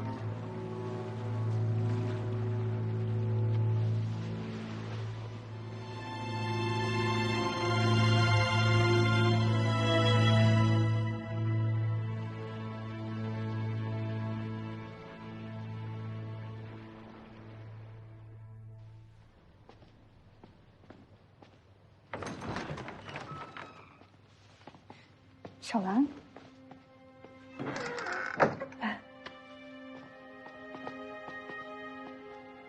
淑芳姐姐，大奶奶一直这么不吃不喝的，身体怎么受得了啊？再给她点时间吧，让她也缓一缓。真的会好起来吗？放心吧，会好的。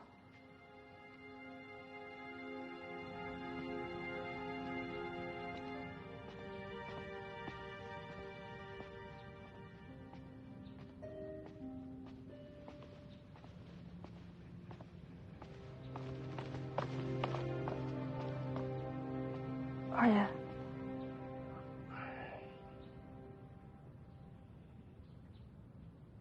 淑芳，魏先生是个好人，你别太伤心了。我担心的是大奶奶以后该怎么办。会过去的。有的人只是先走了一步，留下的人还得继续活着。就像大哥失踪了这么多年，大嫂不是一样都熬下来了吗？只要日子一天天过，总会好起来的。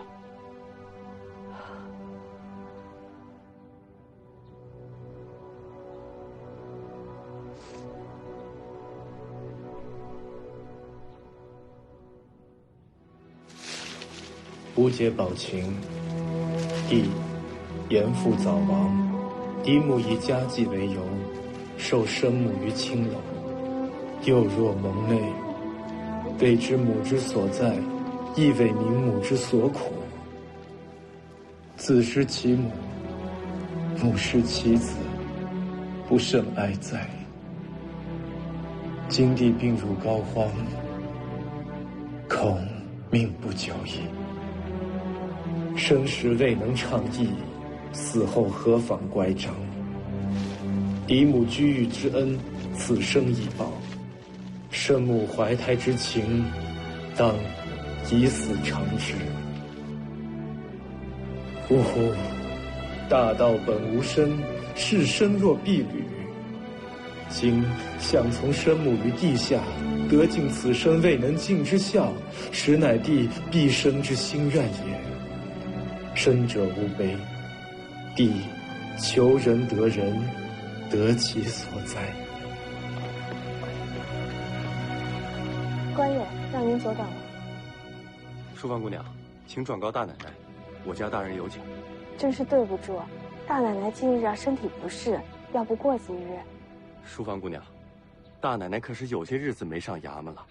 少师爷托我带句话过来，说是为了大奶奶一句话，这些日子我们衙门上下是日日夜夜巡逻，差役们风里来雨里去的，几多辛苦，你们人家就这么干看着，不合适吧？那是当然。要不这样吧，我这有些银子，你拿回去带兄弟们吃点好的。你们这么辛苦，这当是犒劳犒劳你们了。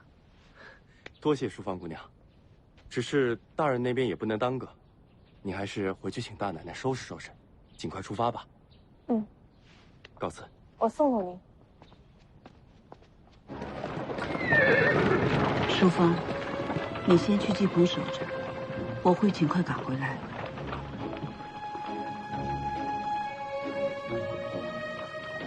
小赖，帮我换了吧。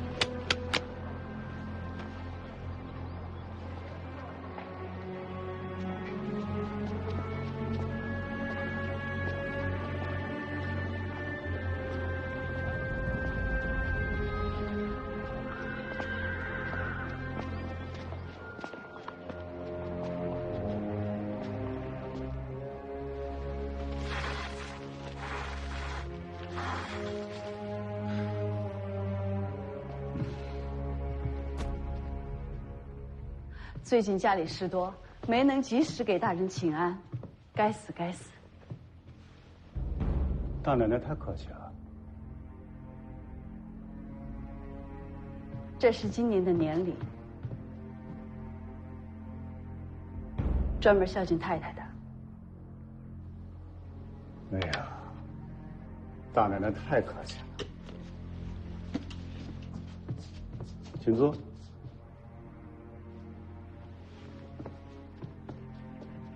哎呀，我还以为大奶奶最近府上事情多，分身乏术呢。没什么事能比大人的事要紧啊。大奶奶果然是可以托付大事的人。大奶奶，李兆去了江宁，您可听说？恐怕是要给我惹麻烦去了。竟有此事？我和李兆这份恩怨可全因大奶奶而起。今年又是我的留任之期，若有风波，大人若有需要，我任家定当竭尽全力。好啊，那就有劳大奶奶了。过几个月，小女就要出阁了。大奶奶的客司刺绣是苏州一绝，稍后还请大奶奶去当后宅，为小女挑几样好的料子。恭喜大人，民妇定当竭尽全力。督住！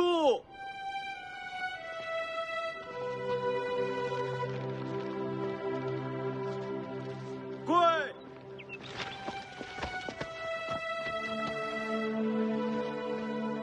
未日两公，入我人府，为我蒙日，救我弟子，转让人言，人府让下，正蒙教诲。大奶奶有事？哦，没事。来，这边请。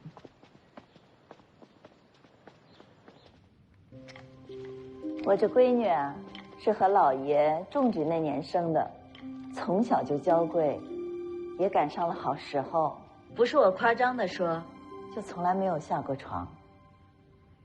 江南的女子以不沾地为贵，很久都没见过这样的了。没想到曹小姐还能养成这样，可不是嘛。娘，她是谁啊？这位是清月坊的任大奶奶，她带了些料子给你做新衣裳，你可喜欢？过来坐呀。幺娘喜欢你，她这个小床可金贵了，她不喜欢的人连碰都不让碰。来嘛。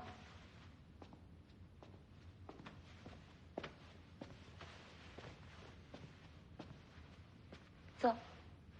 见过曹小姐。你喜欢我的小床吗？这床精妙过人，看来是花了不少心思啊。是啊，这是我爹爹特意为我定制的。有了这小床，我真希望一辈子在上面不下去了。你出嫁的时候，这小床也是要跟着过去的。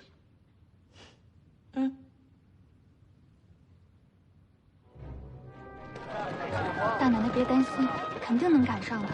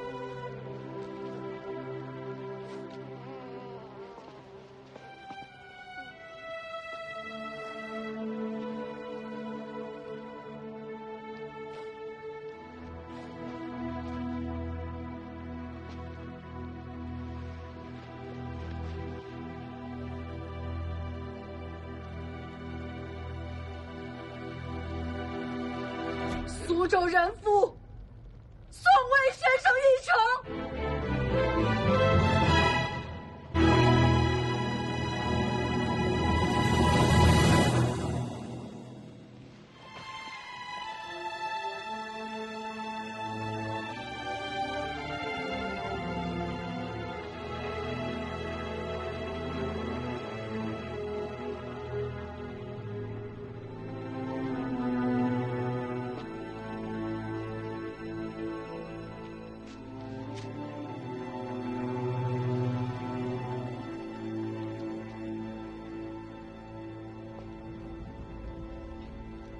起灵！起灵！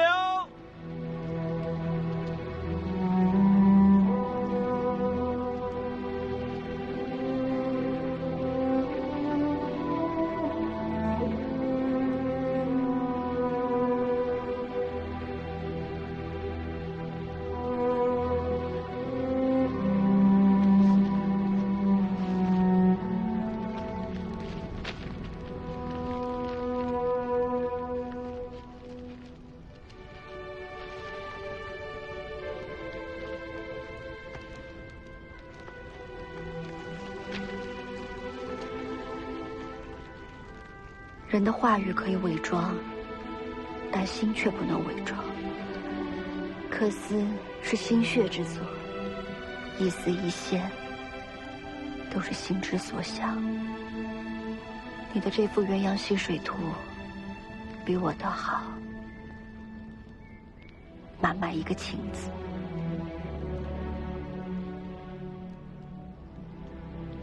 早知道要这么痛彻心扉，才能知道一个情字。我宁可不懂。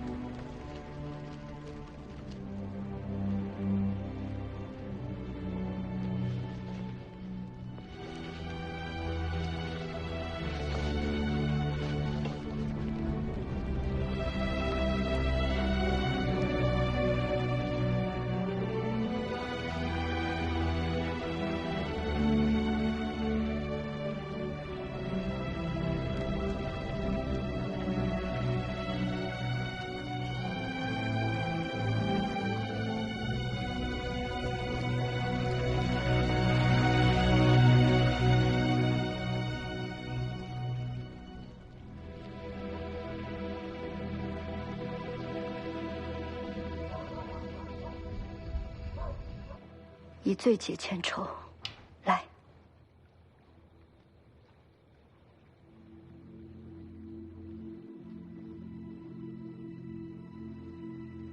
就好像做了一场梦一样，梦里有一个人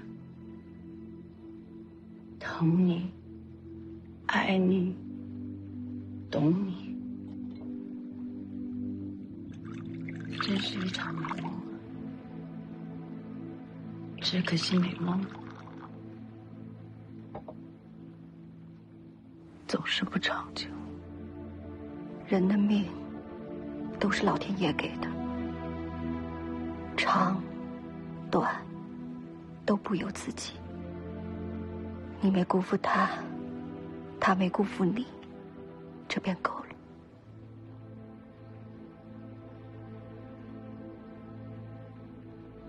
哪里是我没有辜负他，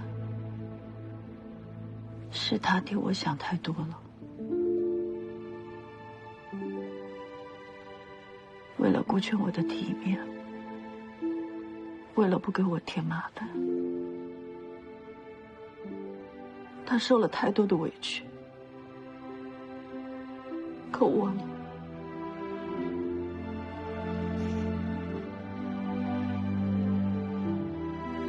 王琴，我爱的人死了，他死了。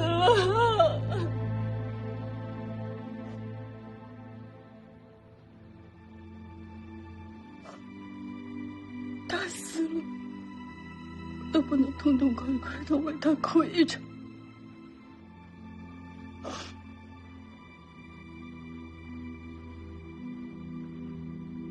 这么活着还有意思吗？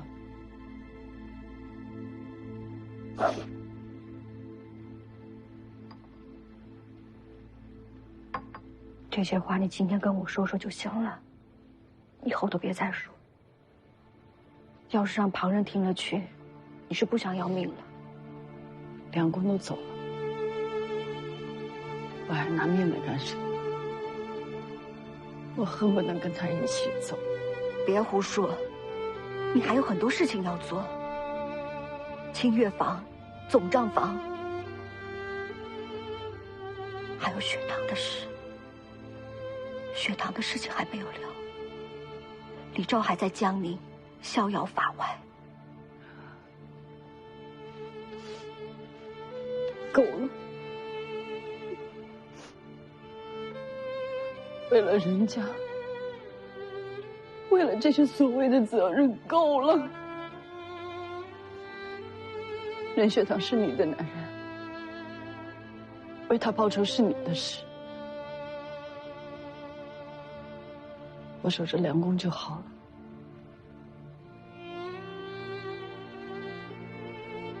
可梁公也一定希望你能好好的活着，对吗？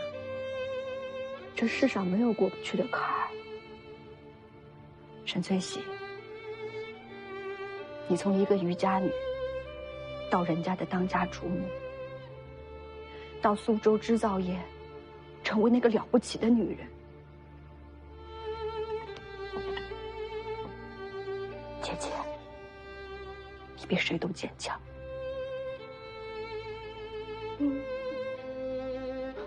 我没有那么坚强。你有。我没有。你有。没有。你有。振作起来，好好的活着。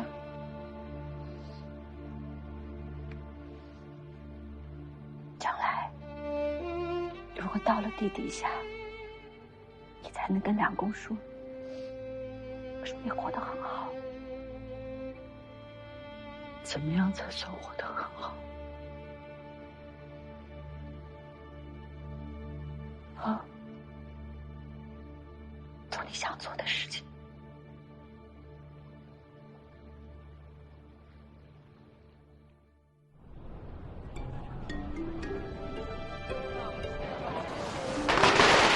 恭贺7月坊河东分铺开张大吉，开业大吉，财源广进啊！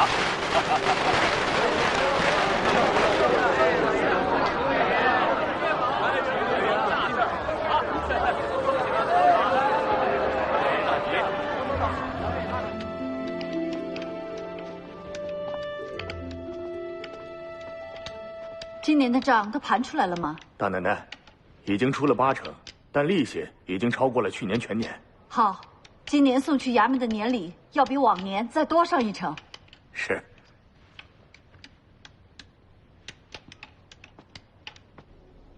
哎，当家的，一会儿见了妹妹啊，可不能跟从前似的啊。知道了，你要唠叨多少次啊？你这倔脾气，他现在可是我们的财神爷呀，你可不能像从前似的动辄动手动脚的。知道了，知道了。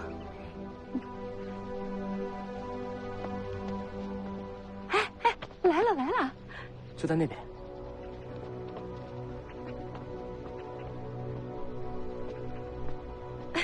哎呀，妹妹来了，妹妹呀，这咋还穿这身衣裳呢？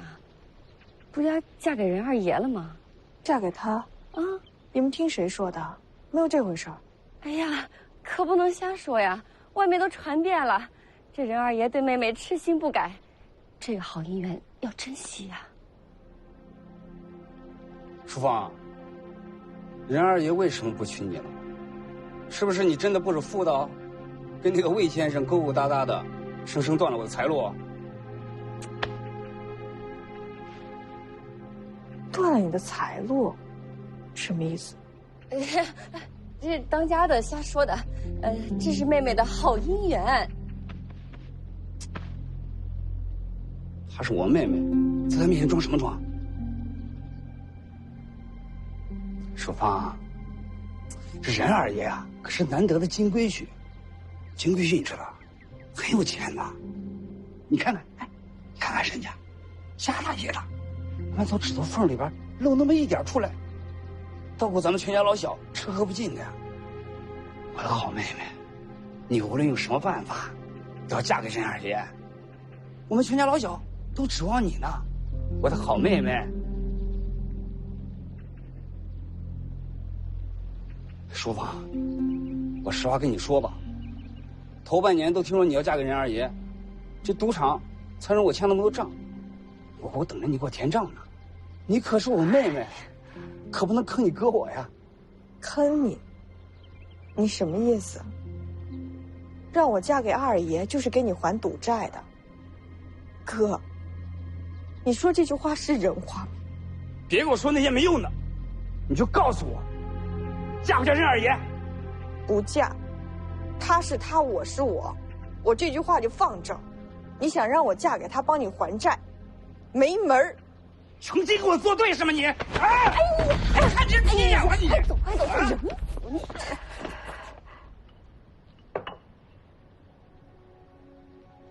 疼，没事没事，忍着点啊。若不是你哥哥，我早就去衙门替你讨回公道了。他若是再来，我定饶不了他。我知道大奶奶心疼我，要怪是怪我哥太不争气了。淑芳，到底怎么回事啊？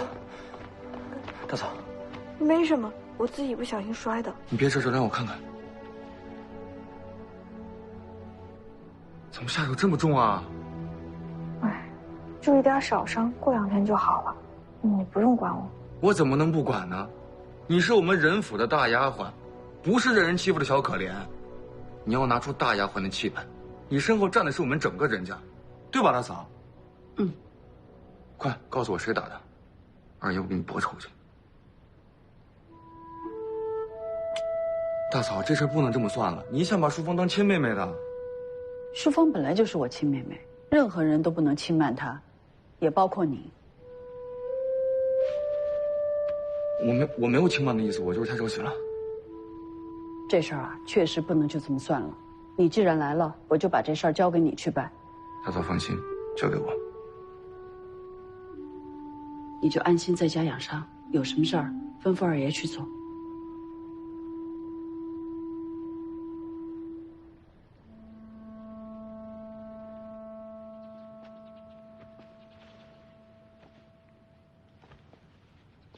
大奶奶，这些料子真好看，都是曹小姐的嫁妆吗？嗯。曹夫人的爱女之心，真是倾尽所有。我什么时候才能和大奶奶一样，织出这么好看的花纹啊？你看这朵花，像是活的一样。只要你肯静下心来慢慢学，总有一天你就会做到的。真的吗？大奶奶肯教我？师傅领进门，修行在个人。你要有这个天赋，有缘法，我是不会拦着的。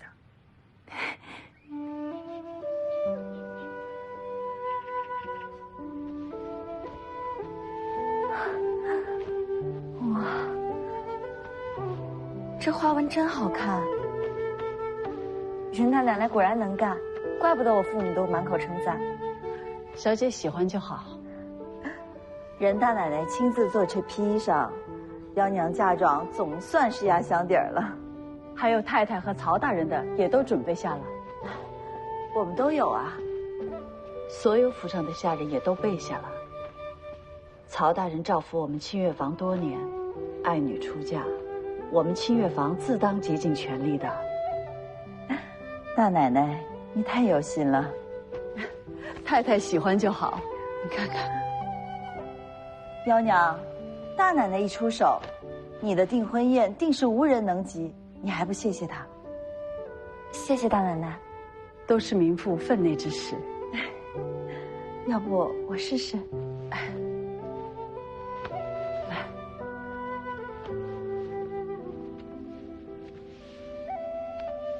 这颜色，这花纹，你还喜欢吧？喜欢。好看吗？嗯，好看。老爷，你怎么来了？任大奶奶给你做了身新衣裳。你看，你看看这面料，那可是清月坊不传之秘的双面客。清月坊的不传之秘？嗯，是啊，有了这双面客，我家女儿的嫁妆总算是拿得出手了。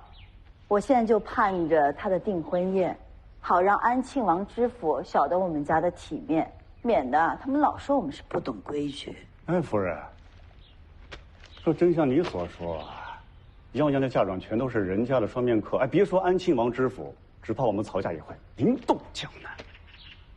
不就是几件衣裳吗？你可不知道人家的双面客，哎，外面人钻山打洞也就只能得到1、2件而已。幺娘是有福气的，用的全都是清月坊的精品。他们人家这可是下了血本的。老爷，你可是苏州知府，他不巴结你，巴结谁呀？你想想，你当知府以来，我是没睡过一个好觉，天天提心吊胆的。我们年年拉亏空，还好碰到了人家。你说，人家大奶奶是不是我们家的女财神呀？你可不知道这娘们儿，你不知道她给我惹了多少麻烦。千里当官只为财，他帮你谋财，你帮他办事儿，不是很应该吗？再说了，你是苏州知府，还有你办不成的事儿。好啦，来衣服吧，来嘛，试试，试试，来。哎呀，这个夫人是人逢喜事精神爽啊，越来越年轻了。哪里，我都老了，怎么比得上你们花一样的年纪？这春雨之时节，曹夫人，恭喜恭喜啊！同喜同喜。哎呀，曹太太，快过来呀，我们等着当面恭贺您呢。是啊，来了。都说江宁制造奢华，如今看曹家下人都穿得如此讲究，怕是要压他们家一头了。不然为何安庆王知府为儿子定下他们家最受宠的幺娘？还不是想落些实惠吗？哎，听说这些衣料是出自清月坊，好几样不但是双面刻，还用了宋画图案，可是传承1000年的好东西。是啊，一寸克丝一寸金。哎，不如我们也去清月坊订一些吧。好啊，正有此意。哎，曹太太，您来了，你真是越来越好了。来，恭喜你们都坐。恭喜曹太太，恭喜。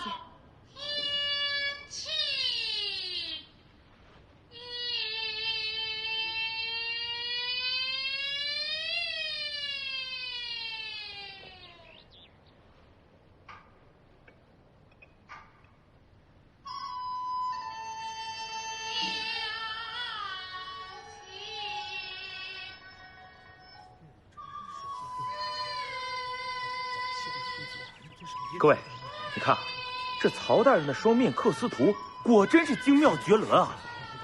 这双面刻丝图，大伙以前听过没有？听过。见过吗？没有。来，好好传阅一下，都看看。哎，小心点啊！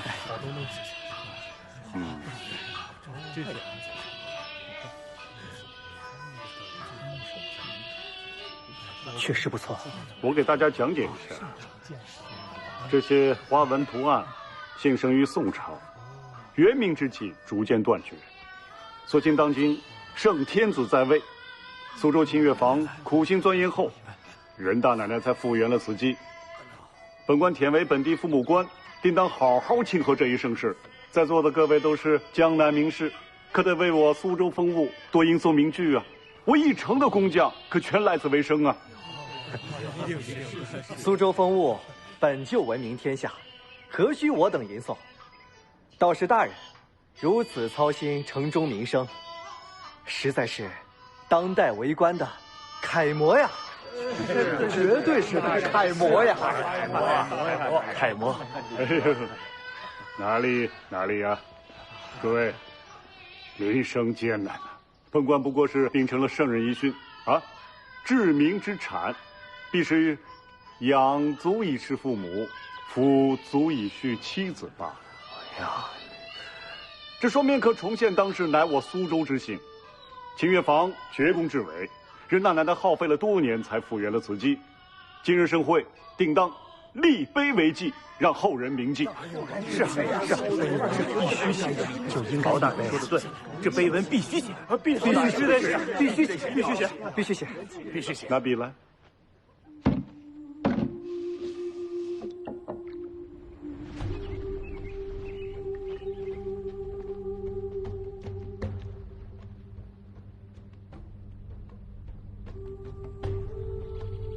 这里边谢兄的字最好，请谢兄来执笔吧。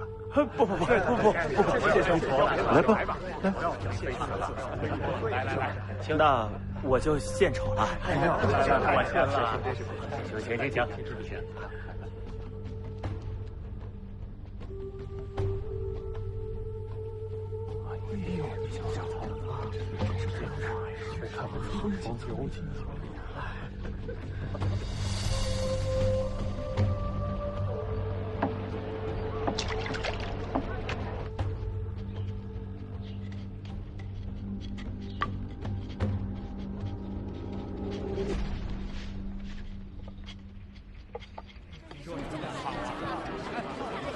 虽然为曹小姐准备嫁妆，我们垫了不少银子，可就在订婚宴之后啊，有许多闻讯上门的宾客。在曹知府为大奶奶扬名之后，慕名而来的客人就更多了。所以这个月，光是我们苏州总店，利润就上涨了50%。现在我们清月坊的名声可是整个江南最响亮的，之前还是4大之家齐名，现在就连赵掌柜他们都亲口承认，如果我们人家说是第2，那就没有人敢称第1了。客人多了，你们就更要好好招待，可别手忙脚乱的怠慢了客人。是，小的一定会办好差事。可是这账呢，能不能请淑芳姐姐早一点来看看？还有二爷，家里正忙着呢。淑芳受伤了，就让她在家里好好歇着吧。二爷也有二爷的事儿。你想学做掌柜，遇事就不能指望别人，总得自己撑起来。是，我知道了。哎，你不是和那个人玉的如意丫头要好吗？这几个月怎么没见你过去走动走动啊？大奶奶，其实我和如意，我们现在已经……你突然从家里出来到清月坊做掌柜，是为了她吧？既然喜欢，就不要放弃。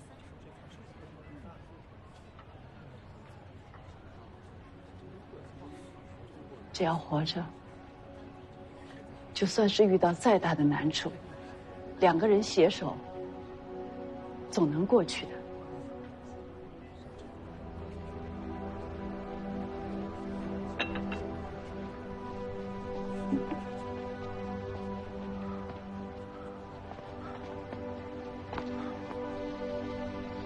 这不对呀！什么不对啊？淑芳跟着大嫂1个月2两银子，加上各种打赏，1年怎么着也得有几10两，这么多钱拿回家，够一家子丰衣足食了。这房子看着这么破败，也许是家中应酬多，花光了。我觉得不像。哎呦，哎，你妹妹什么时候回来？快了，我妹妹的生气啊，马上就到了，我把她叫回来，到时候就可以了。要不是看在你妹妹在人府学了一些规矩，我在苏州经商，常年不在家，这里里外外需要一个女人贴身照顾。就凭你妹妹现在的这个年纪啊，是断没有人要娶的。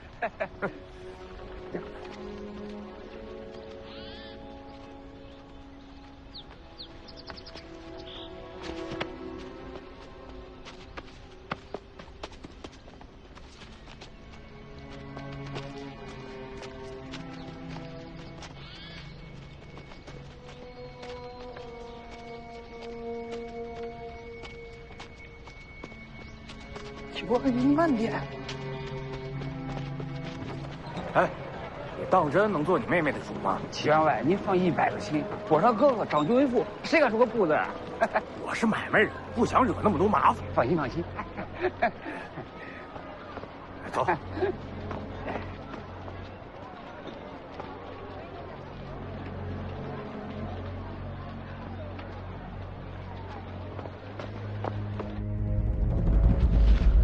你们看看，是不是这样？我也不识字啊，你按我说的写好就行。特别是200两银子，写清楚了吗？写清楚了。好，那赶紧。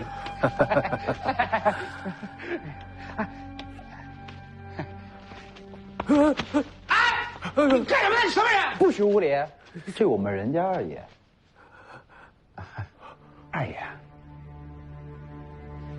你把书方200两卖给这个人做妾，书方他知道吗？哎，她是我妹妹，如今爹娘去世，自然我说了算。凭什么你说了算呀？书方是给别人做妾的品相吗？啊！我错了，哎，饶命！二爷，饶命！二爷，这是你的辛苦钱，还请多多包涵。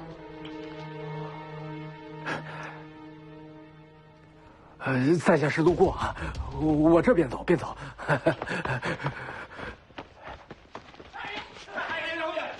请先生帮忙改改。好。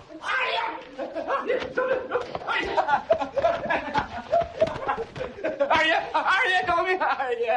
二爷饶了我吧！二爷，我不知道您老人家看上书方了呀，这是一笔糊涂账。你看在我是他亲哥子的份上，饶了我吧，饶了我吧！书方怎么会有你这样的哥哥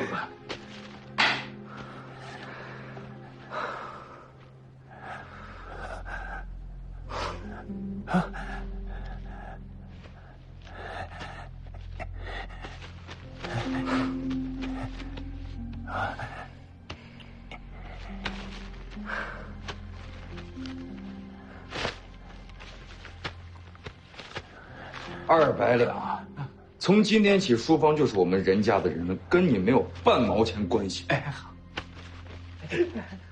二爷，您看上书方，让他当奴当婢，都是他的福分，是我们林家的福分啊！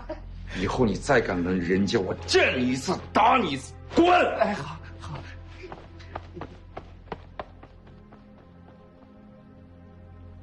看你们敢坐下！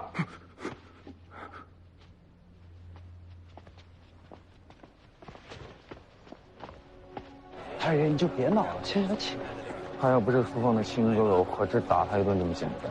这生机我们也拿到了，他哥哥就再也欺负不了他了。不过这个要怎么跟书方姐姐说呢？这生气你收好了，别让任何人知道。回去又分府门房，以后只要是书方的家里人来见，都别回来，直接告诉我。行。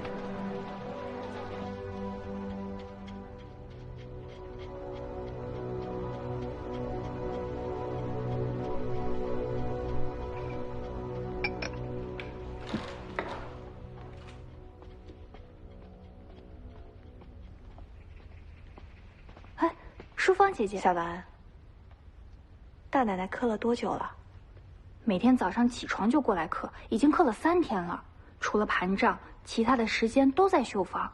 大奶奶的刻字图太好了，曹小姐的订婚宴后，所有人都抢着要大奶奶的织品、绣品，而且就点民谣1年内的。看来大家还真是有眼光。大奶奶现在刻丝品啊，跟之前完全不一样。不一样？不都是大奶奶刻的吗？技法一样精湛啊！大奶奶现在的心境啊，完全不一样了。等你再长大一点，自然就会明白。对了，你最近跟大奶奶跟紧一点，她最近一直在刻丝，不要让她这么辛苦。要有什么事，你来跟我说。放心吧，淑芳姐姐。走吧。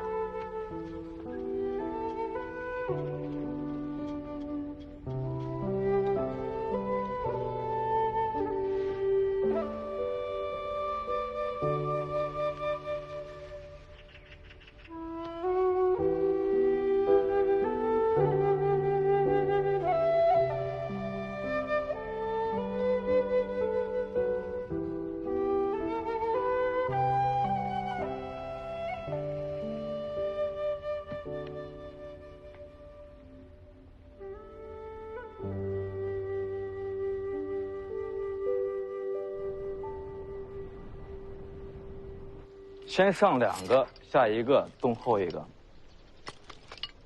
再上1个，下2个，动后1个。二夫解开了，我解开了。哈，我们秀山就是聪明，可惜二叔不像你魏先生那样会读书。二叔是二叔，魏先生是魏先生。哦，对了。二叔，你能带上次那个乘马灯来？好，过几日就给你带过来。先去上学，别耽误时辰了。淑芳姑姑，姑姑你别怕二叔，是我想玩的，能不能你说是不是？秀山，你要再不去上学，可要迟到了。小心点儿。姑姑，你别生二叔的气啊！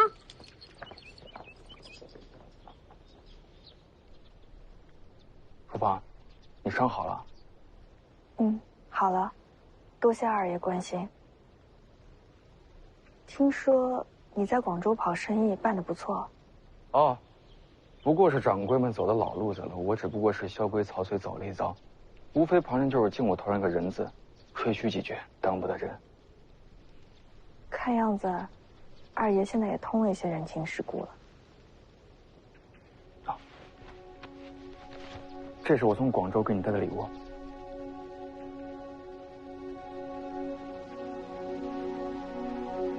多谢二爷，这个礼物我不能收。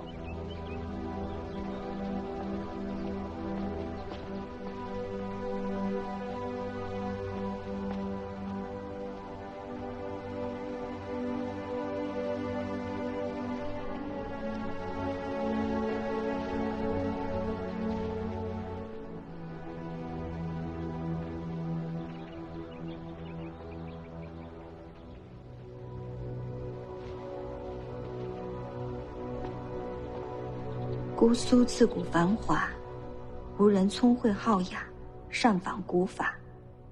海内僻远，皆晓游之。苏州百工织造之名最盛，苏绣缂丝为海内第一。今有人审视复原双面刻，存亡绝世，公母大焉。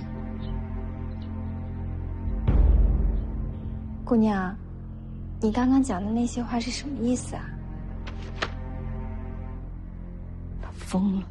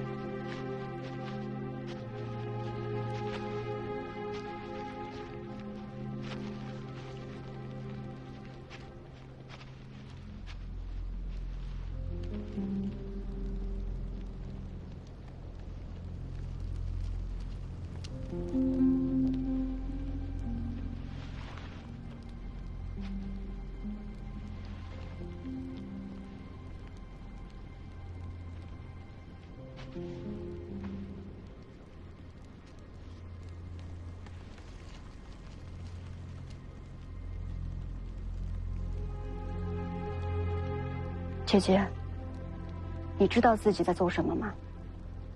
人家不过是商人，士农工商，商牌最抹。不但逢人要陪笑，财不露白，更重要的是做人要低调。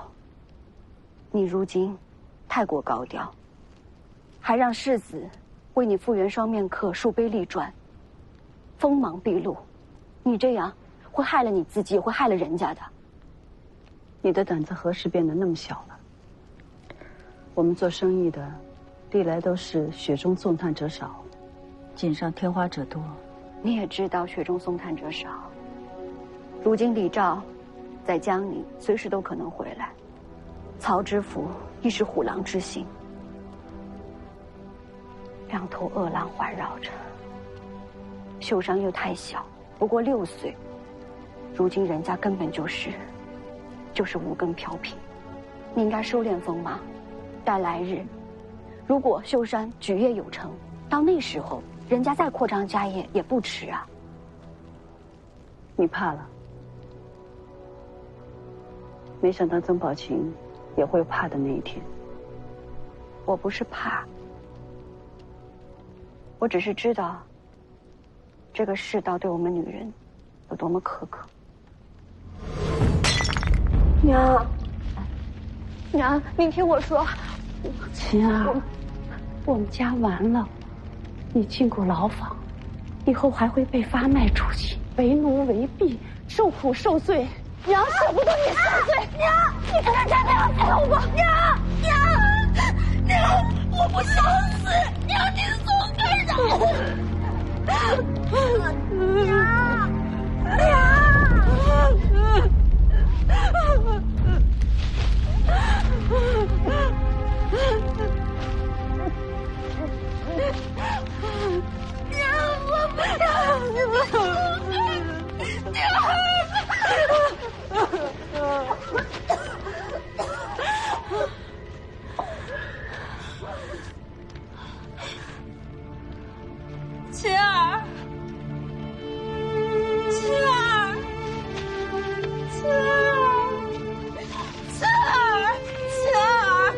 琴儿，你不要怪娘，娘人舍不得你这如花似玉年纪就走了。可是你若活着，这以后的日子就生不如死。娘，我想活着，我不想死，我只有活着，我才能见到学堂哥哥。傻孩子，你真是傻孩子。人心都会变的，他护不住你，我也狠不下心来。以后你会怎么办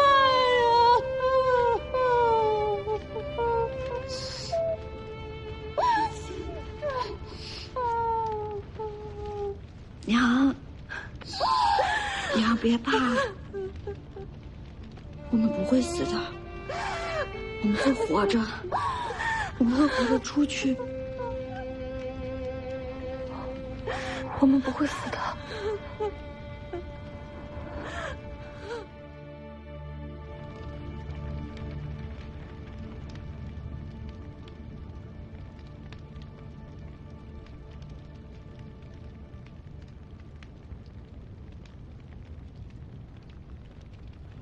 娘，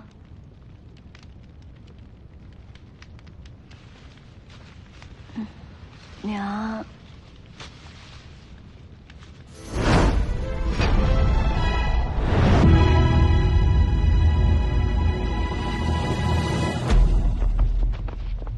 哟，怎么又拖出几个？这个是怎么了？耍性子，不好好接课，给妈妈脸色看。妈妈下手重了点，不小心打死了。哎呦，这妈妈也真是，转手卖窑子里，多少还能挣点回来，就这么打死，这不浪费银子吗？哎，还愣着干什么？赶紧走啊！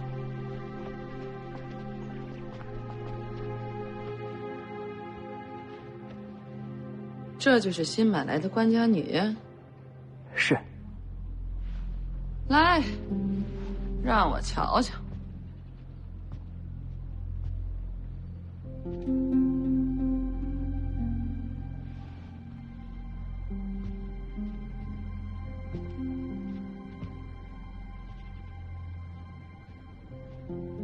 倒是个可造之才，官家女。刚才拖出去那个也是。你说，好好一个人才，他怎么就学不会在我们行院过日子呢？逼得我不得不出手调教。你不会倔起来让我为难吧？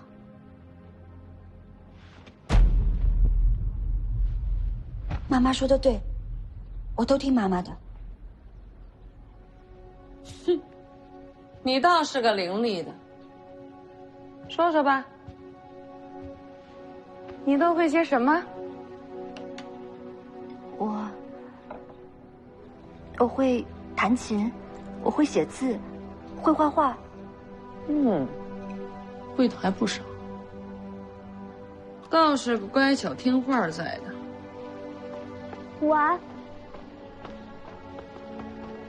我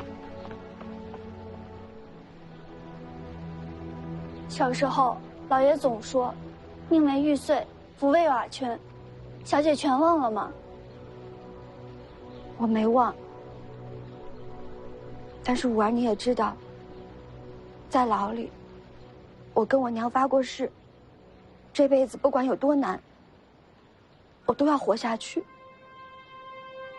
我只有活着，我才有机会再见到雪堂。小姐，你别傻了，我们现在是杭院女子，任雪堂，她不会来了，她会的，我相信她会的。我，可不得给你买张。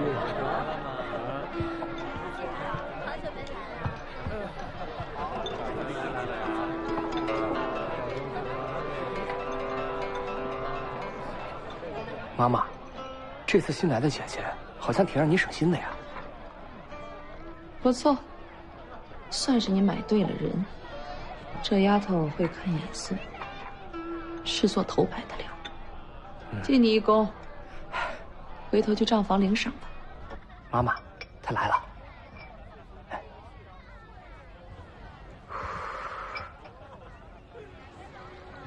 妈妈，曲儿弹得不错，就是弹得太正，太庄严。你既然已经到了杭院，就得学着弹杭院的曲儿。明儿我给你找个师傅来，你跟着他好好学曲儿吧。是。往后啊，你最要乖乖的听话，妈妈我会培养你做花魁。到那个时候啊，你在杭院的日子会比你想象好过许多。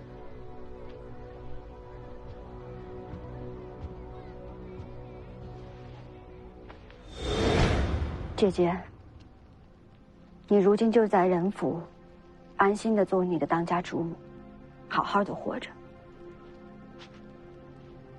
不该出的风头就不要去出，锋芒太露，招来太多觊觎，对你对人家都不是好事。梁公让我好好活着，所以我要活出个样子来。我知道你是为我好，不过现在我不需要了。曾宝庆，你曾经失去的，我全都会还给你。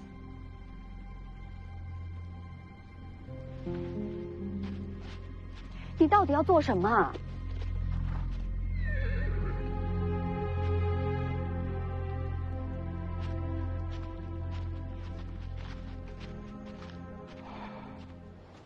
大奶奶，我觉得曾小姐说的好像有点道理。你想过自己要过什么日子吗？我没想那么多，我就想好好和大奶奶把缂丝刺绣的技巧学好，将来找个府里的老实人嫁了，好好过日子。那大奶奶你呢？以前我也没想过，只是现在觉得规规矩矩的日子过太久了，太累。我想要看看自己，若随性一些、畅快一些，能活成什么样子。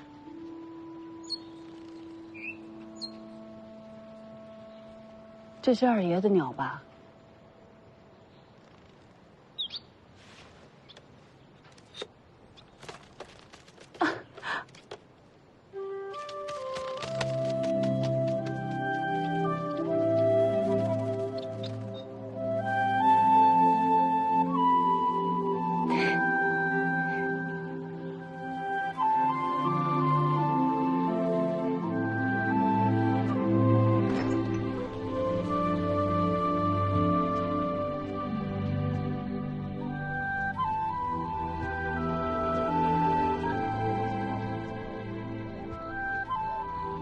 大奶奶，您已经很久没来过这儿了。从前不敢来这儿，是怕触景生情。现在想明白了许多事，便想过来再看一眼。只当是祭奠曾经。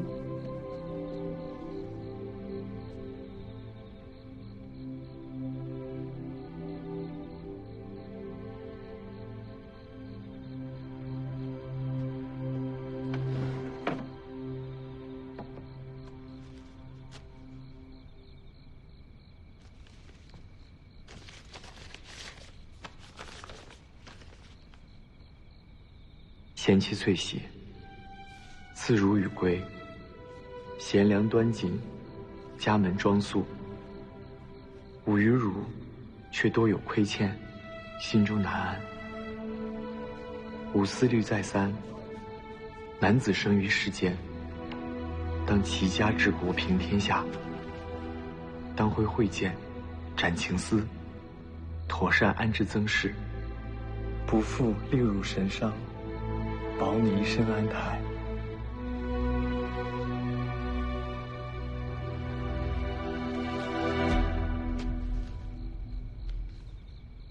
大奶奶，您怎么了？这封信，这是大爷留给我的信。大爷在信上说了什么？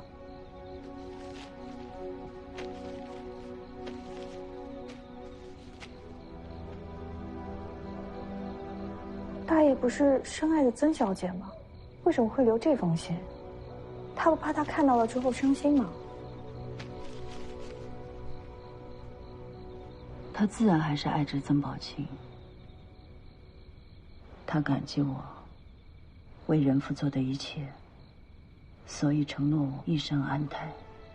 他留下这封信，不过是为了安慰我。挥剑斩情丝。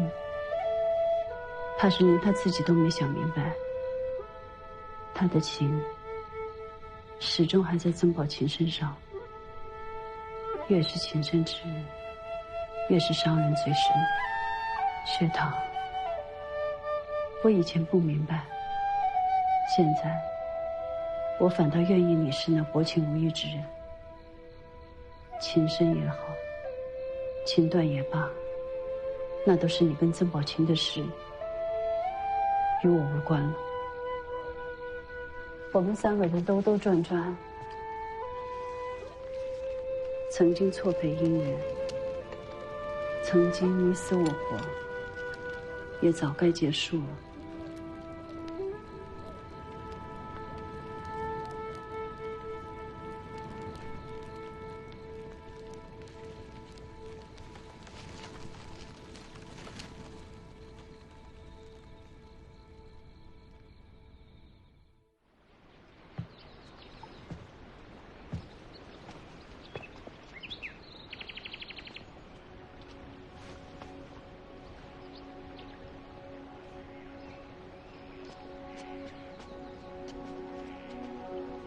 曾小姐，大奶奶请您过府一叙。她既不想听我的，如今又来请我做什么？曾小姐，书院无礼了。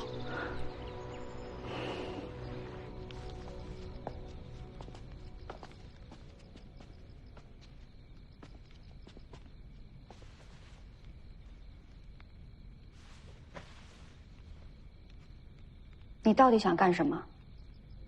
你说的对，我是人家的主母，要为人家打算，不能由着自己的性子来，所以把你请来，是有事要商议。请？有这么请的吗？礼数周全的请，你肯定不会来。你觉得我做的事对人家不好，那么就请你亲口告诉我，我该怎么做。曾宝琴，你有没有这个胆子？你是想让我进人家？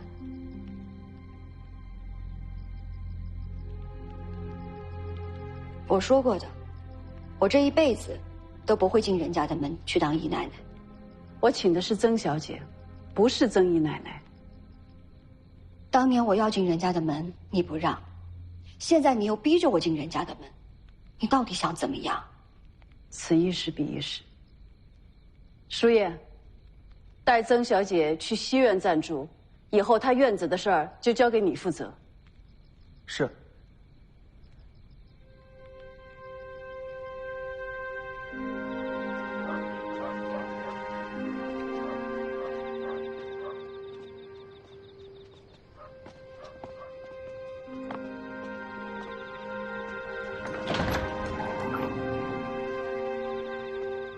曾小姐，您请进。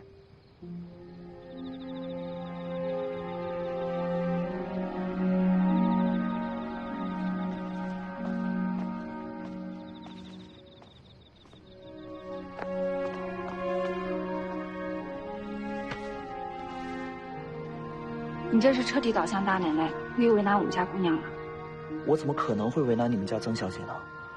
如意，其实大奶奶她并没有恶意。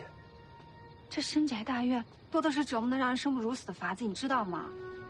如意，大奶奶她如果真想对你们做什么，我绝对会拼死救你们出来的。拼死？是，大爷待我恩重如山，我是绝对不可能坐视曾小姐落难的。更何况，还有你。够了。你能这么说，还算你有点良心。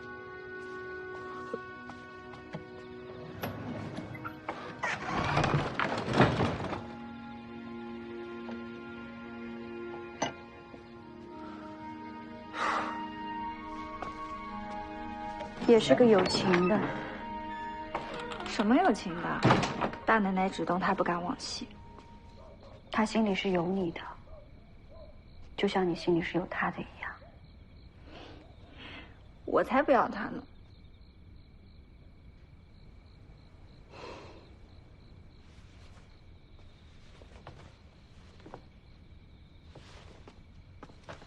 姑娘，你怎么不为书院说话吗？如意，你跟书院的纠缠皆因我而起。如意，这些年你陪着我，我们不是亲人，却胜似亲人。你的欢喜，你的心酸，我都看在眼里。现在呢，我既不劝你和，也不劝你分，因为感情是你们两个人的事。可是我一直陪着你，就像这些年你陪着我一样。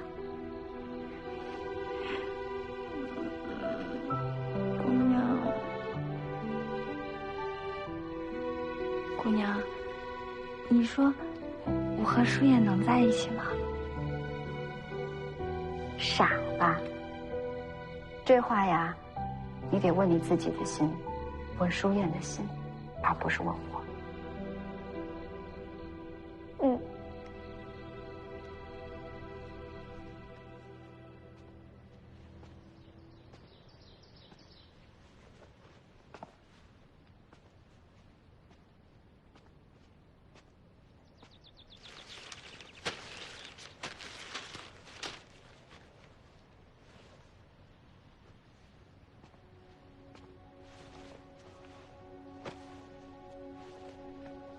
想好了吗？秀山是我的儿子，你不能阻止我与他见面，这是第一。第二，除了不能出人家的大门，人家其他的地方我进出自由。第三，也是最重要的，我不是什么曾姨奶奶，我是曾小姐。这3点我都答应。姐姐，你不可能关我一辈子，我迟早是要出去的。你想把人家这一摊子扔给我，自己图清静，我不答应。你是秀山的亲娘，这是你的责任。可是族谱上不是这么写的，族谱上，你才是他的母亲。姐姐，不管你想做什么，在做决定之前，一定要多想一想，想一想人家这一大家子人，不要一意孤行。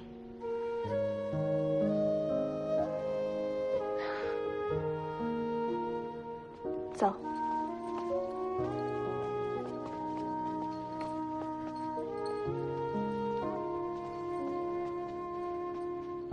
儿子拜见母亲，给母亲请安。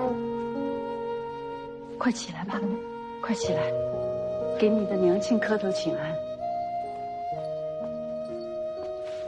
儿子拜见娘亲，给娘亲请安。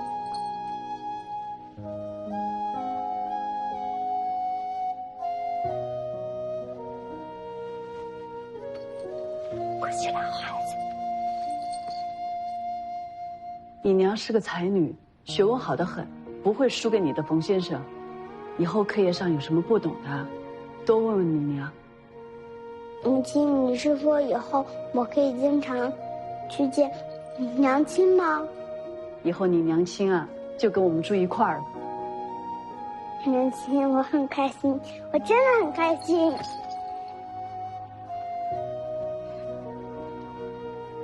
跟秀山在一起，娘亲也很开心。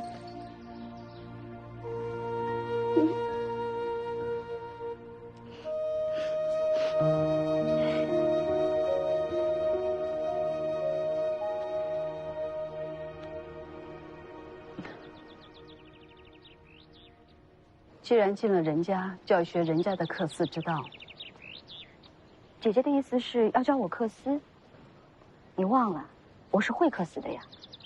你以前学的克丝只是聊以消遣，我现在要教给你的就是人家传承数百年的克丝之道。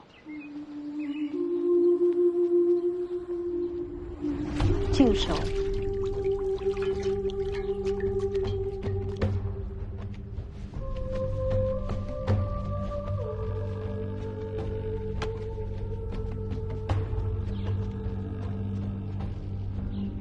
人家在苏州经营清月坊已有200年，历代祖先搜集的精品织物都在这儿。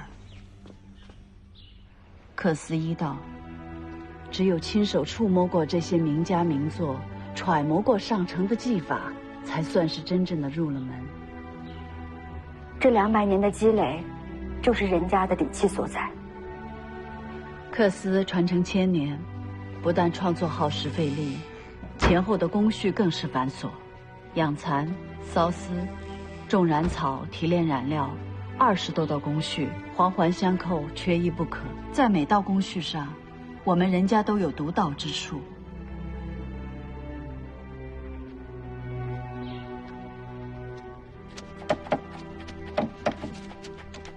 我们1年养3次蚕，春蚕、早秋蚕、晚秋蚕。夏日不养，因为天太热，蚕容易生病。我们人家能养出寿蚕，寿蚕吐丝更细，织出的纱更轻薄。怪不得人世蚕艺纱名冠苏州。缫丝要注意用水，以水清为要旨，山水不如河水，止水不如流水。我们家一般饮用太湖的水，得出的丝细圆匀紧，白净柔韧。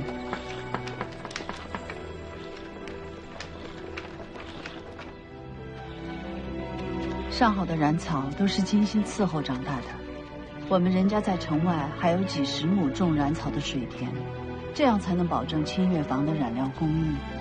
此外，还要雇专人去开采染料矿石，一些稀有的矿石甚至要寻访今年才能找到。这蓝靛是用蓝草和石灰混合制成，这紫红是用紫草和明矾媒染制成，这绯色是用苏木和明矾媒染制成，这黄色是由栀子和醋混合制成。只是这种栀子黄暴晒易褪色，只能用于室内的织物，室外织物那种黄色是由槐花蕊加上明矾或者是青矾制成的。走，这是我们人家的木匠房。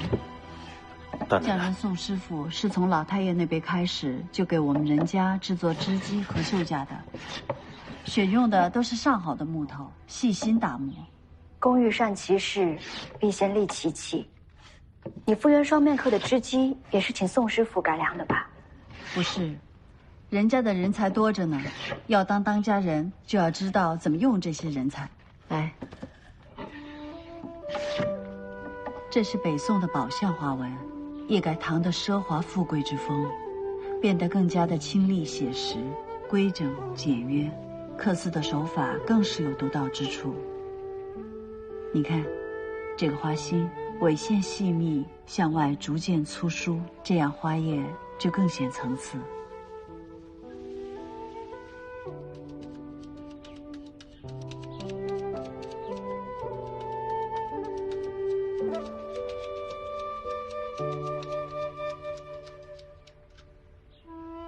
最后一步，便是将前面每一个环节汇聚而成的辛劳，在自己手中融会贯通。跟着姐姐一路看下来，如今真的是明白，这一针一线来之不易。你聪慧过人，只要肯静下心来，定能将清月坊的所有关窍学通学透，将来成就远胜于我。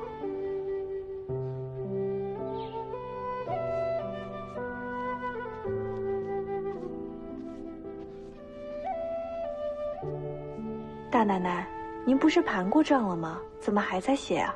这不是账，这是我多年来管理人家的心得。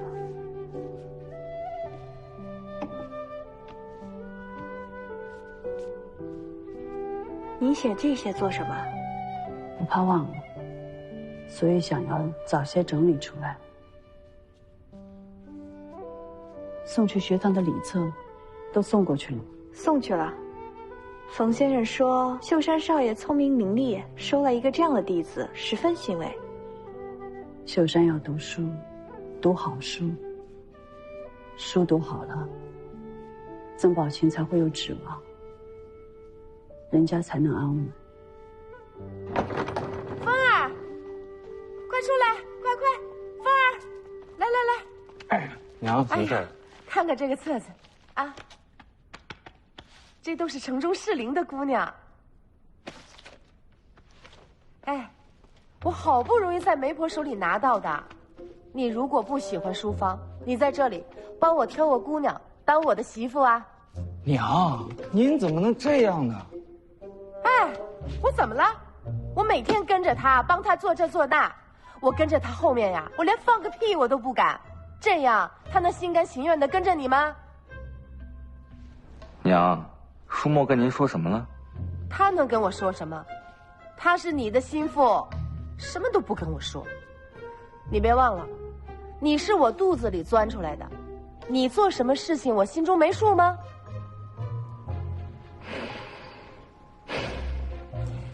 儿子，儿子，其实呢，女人呐是要哄的，就算淑芳她是大掌柜，还是要哄啊。他说他只肯嫁他喜欢的男的，他喜欢的是魏先生，不是我，我还不如离远点，好歹能说上几句话。不对不对，淑芳的性子是利落的，她喜欢你，所以她才搭理你，所以她不讨厌你啊。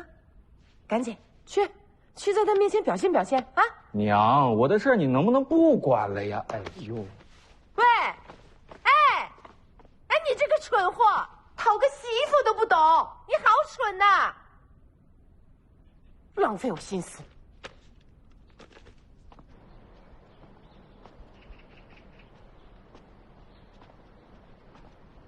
舒墨哥，你奶奶让你过去一趟，走吧。啊？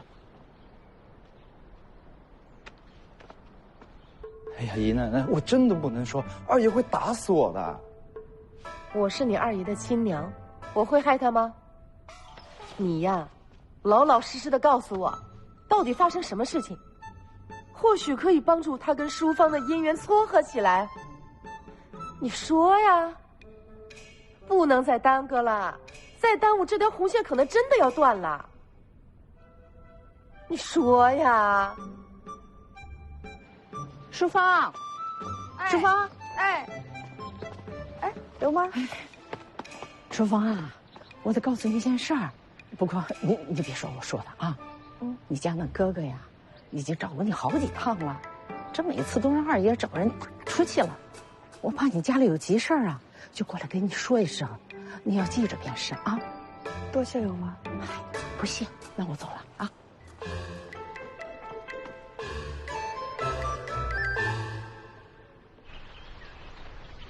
淑芳，你跟任二爷好那是好事啊，那干嘛要瞒着我呀？我是你亲哥，我还能害你啊？有你这样的亲哥吗？你都卖了我2回了。那不是，反正我都是为你好。我还真是谢谢你对我的好。上一次你推我，也是为了我好了。不过现在也好，你把我写了死期。以后咱们桥归桥，路归路。你别来找我了。啊，林淑芳，你敢！林大虎，你敢动手？淑芳，咱俩可是一奶同胞的亲兄妹啊！我就是看在你还是我亲哥的份上，这些年我把我几乎所有的积蓄都给了你，你最后还是把我卖了200两。林大虎，我告诉你，你以后没有我这个妹妹了。淑芳，淑芳，不许跟着。淑芳，哥错了还不行吗？淑芳，我让你看见淑芳，你让她一个人跑出来了，你现在办事真的是越来越不牢靠。淑芳，你没事吧？没事的。哎，走吧。算了，走吧。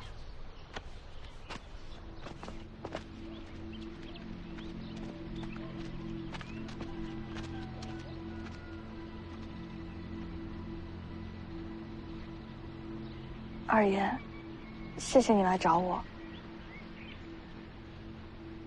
你也不用担心我，我在家人这吃过1次亏了，不会吃第2次的。那就好，那就好。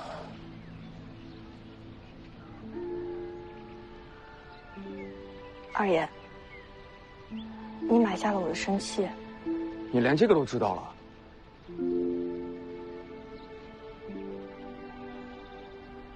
你不要怪他，是我逼他说的。你不要想太多啊！我就是觉得吧，我跟你认识了这么多年，你是个好姑娘，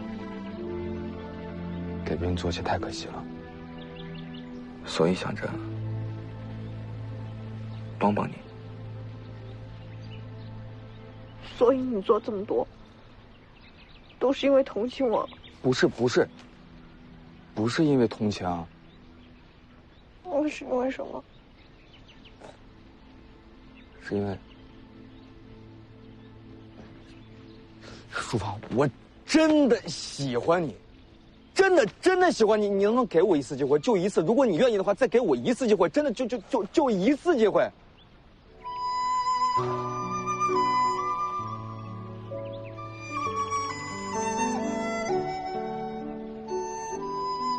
淑芳，你别哭呀。那如果你真的不愿意的话，我能等。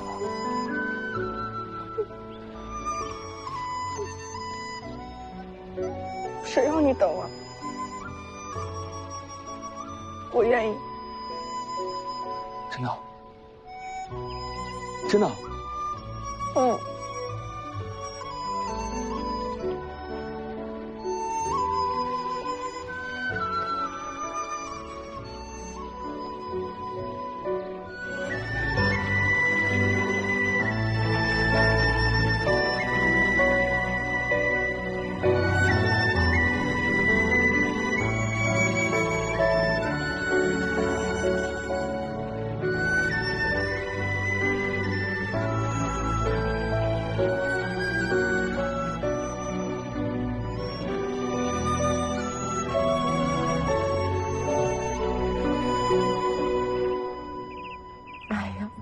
翠喜啊，总算把他们的婚事定下来了。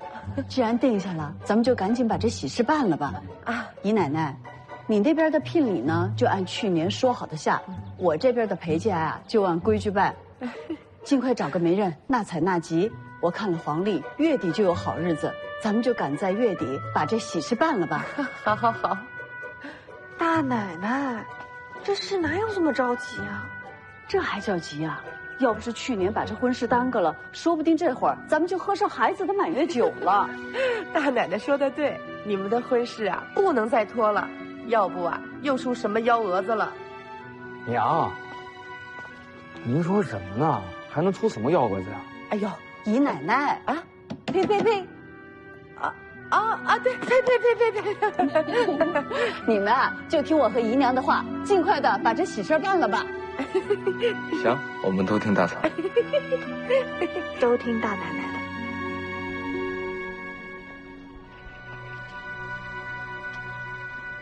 招弟弟啊，真乖！来，我看看。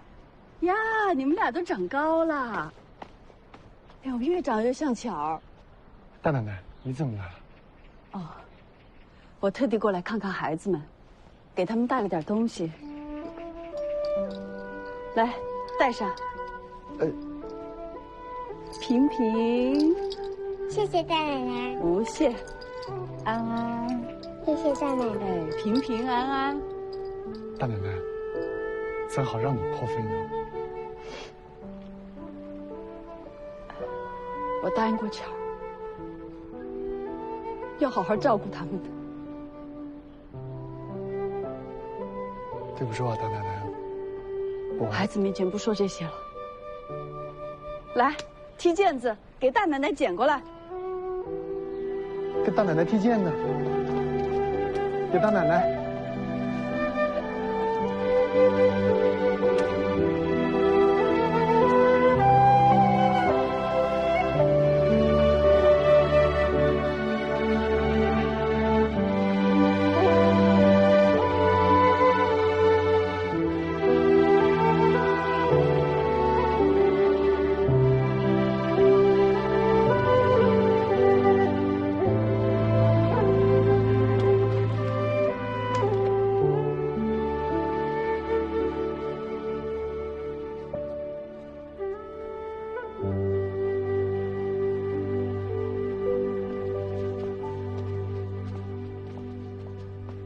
姐姐，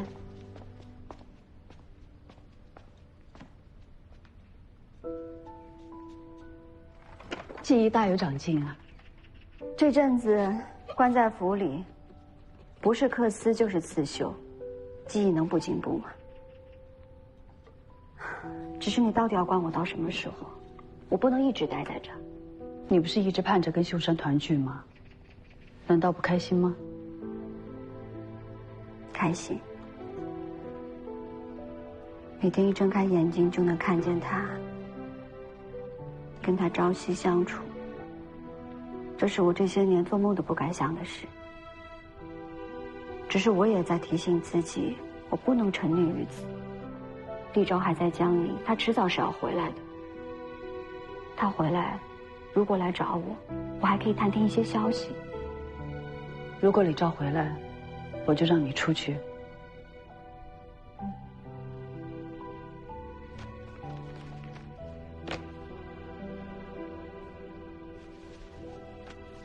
营生集，生意事事出街，心急通证古今算学宝鉴。姐姐拿这些书来做什么？人家以织造为业，以商发迹100余年，人家的子弟都要学会做生意。你以前学的都是琴棋书画，像这种充满铜臭味的书，你大概都没读过吧？秀山迟早要掌管人家的家业，你是他娘亲，学会了，日后也好帮衬他。我是他娘亲，可你是他母亲，你不帮衬他，我自然也会帮衬他的。如风和淑芳的婚礼定了吗？定了，就在这月底。你把我锁在府里，把你的记忆倾囊相授，又是让我看账本，又让我学习经营之道，还急匆匆的把淑芳给嫁出去，简直像是在安排后事一样。什么叫我急匆匆的要把淑芳嫁出去？若不是因为去年的风波，淑芳跟二叔早就成亲了。你不会想做什么傻事吧？我答应过梁公，会好好活着。你别瞎猜了。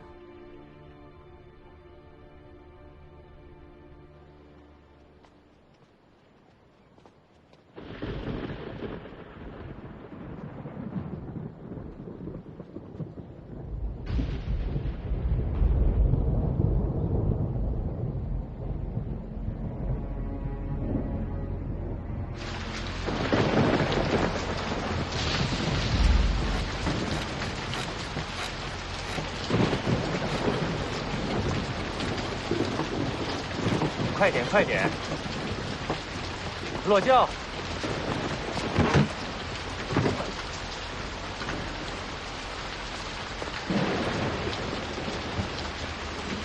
恭迎大人回府。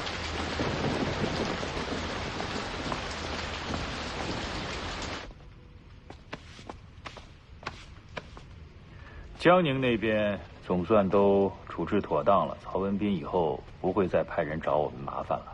恭喜大人。你去告诉丁荣，让他最近勤力些，早些把库存的生丝处理好。丁荣对这差事很是上心，您不在的时候，他也常常上门请安。他上心，我才放心把事情交给他。对了，我不在这段日子，沈翠喜怎么样？哦。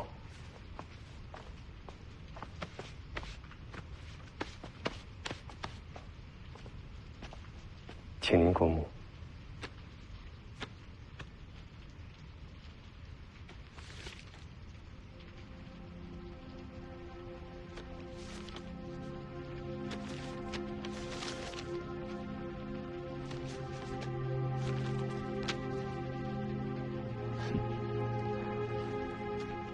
看来这曹文斌跟沈翠喜真是越走越近了啊！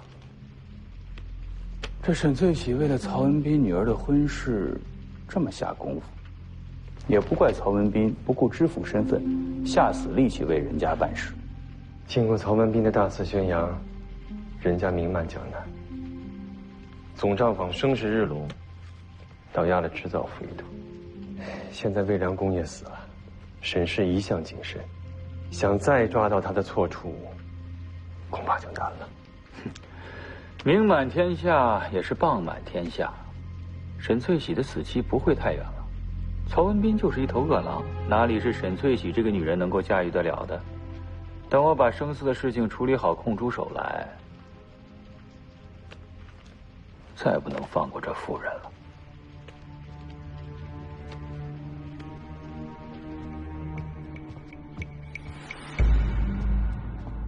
民妇拜见大人。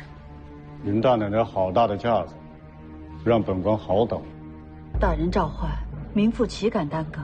李兆回苏州了。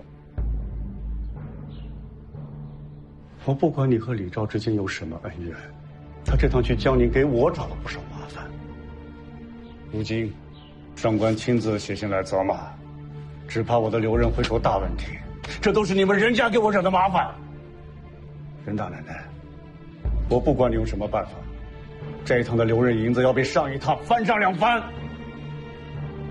大人，苏州知府是天下的肥缺，每次留任都是流水一样的银子花出去，如今说要再翻上2番，是什么样的富豪之家也拿不出这么多的银子呀？那怎么办？上官此次训诫怒气颇大，若不用银子平息，那用什么平息？大人，我觉得关键在那巡查。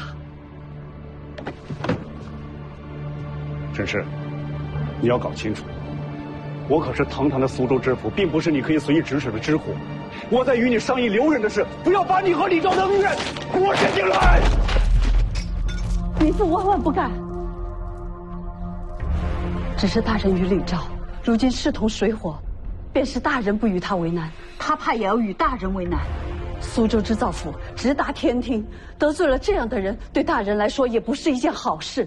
长痛不如短痛，倒不如趁机抓住李兆的短处发难，一举消除隐患。到时候大人秉公执法，却反遭诬陷责骂，有功无过。大人官声有了，再花少许的银子，留任之事方可痛快解决。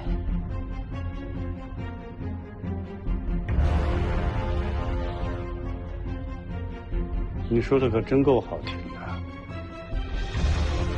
可是李兆狡猾如虎，我派人查了他大半年都没有抓到他的任何把柄。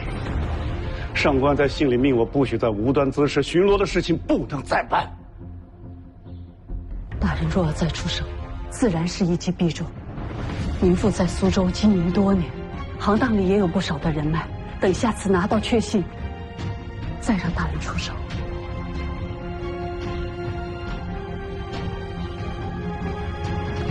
好，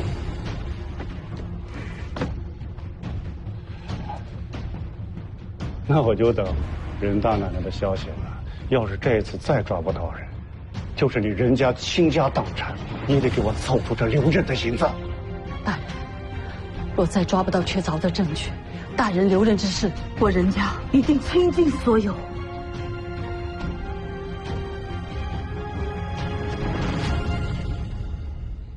大人，这是这几次交易的账目。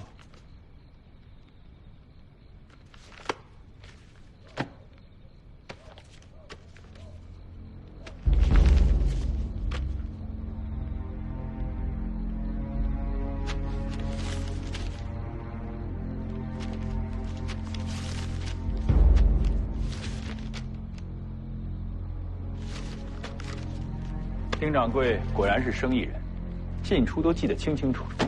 为大人办差事，自然要清清楚楚一些。今天晚上还会有第3次交易，我怕太晚耽误大人您休息，就把账册送来了。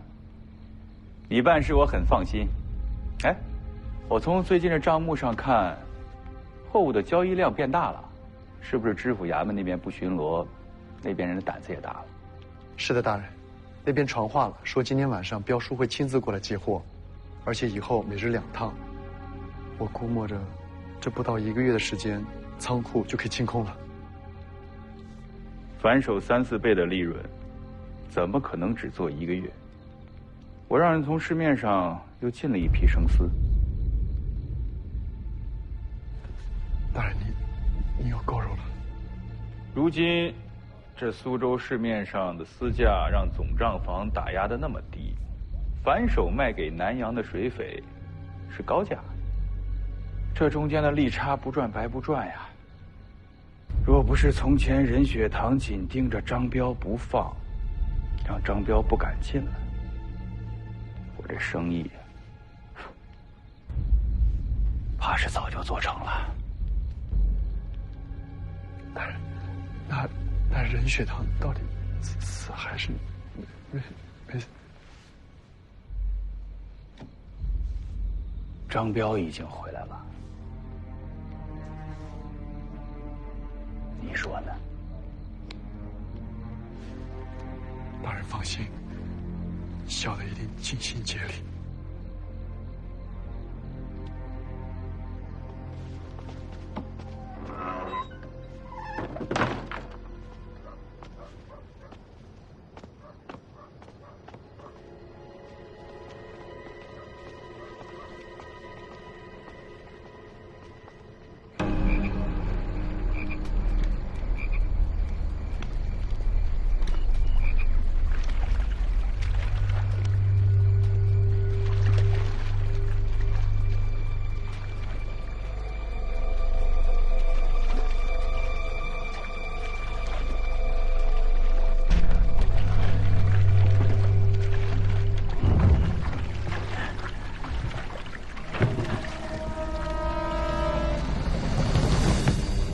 久等，辛苦。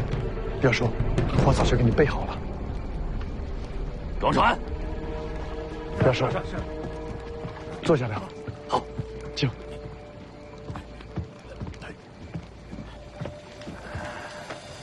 对了，怎么突然改了交易地点？不是早就搞定曹知府了吗？难道还有什么麻烦？小心驶得万年船。早就耳闻丁掌柜小心谨慎，今日得见，果真如此。早就久闻彪叔大名，今日得见，不甚荣幸。我张某人不来苏州多年，难道苏州还有我的名声？彪叔，你人虽未在苏州，可苏州却还有你的名声。彪叔，今天天凉，估计一时半会儿搬不完，给您备了点酒菜，暖暖身子。好，有些了。来，彪叔。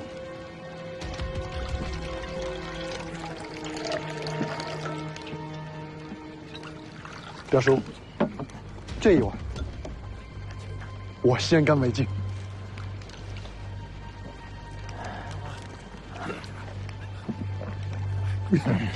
志在，好，小心，小心啊！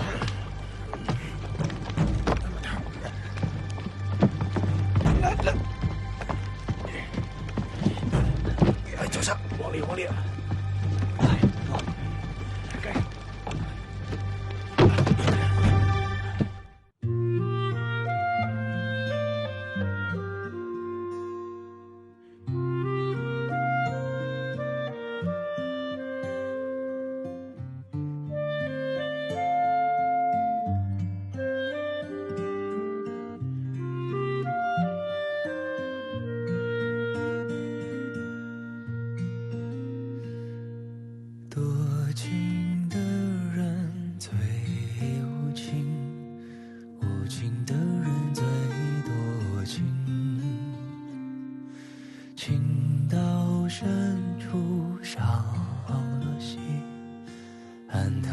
泣血无影，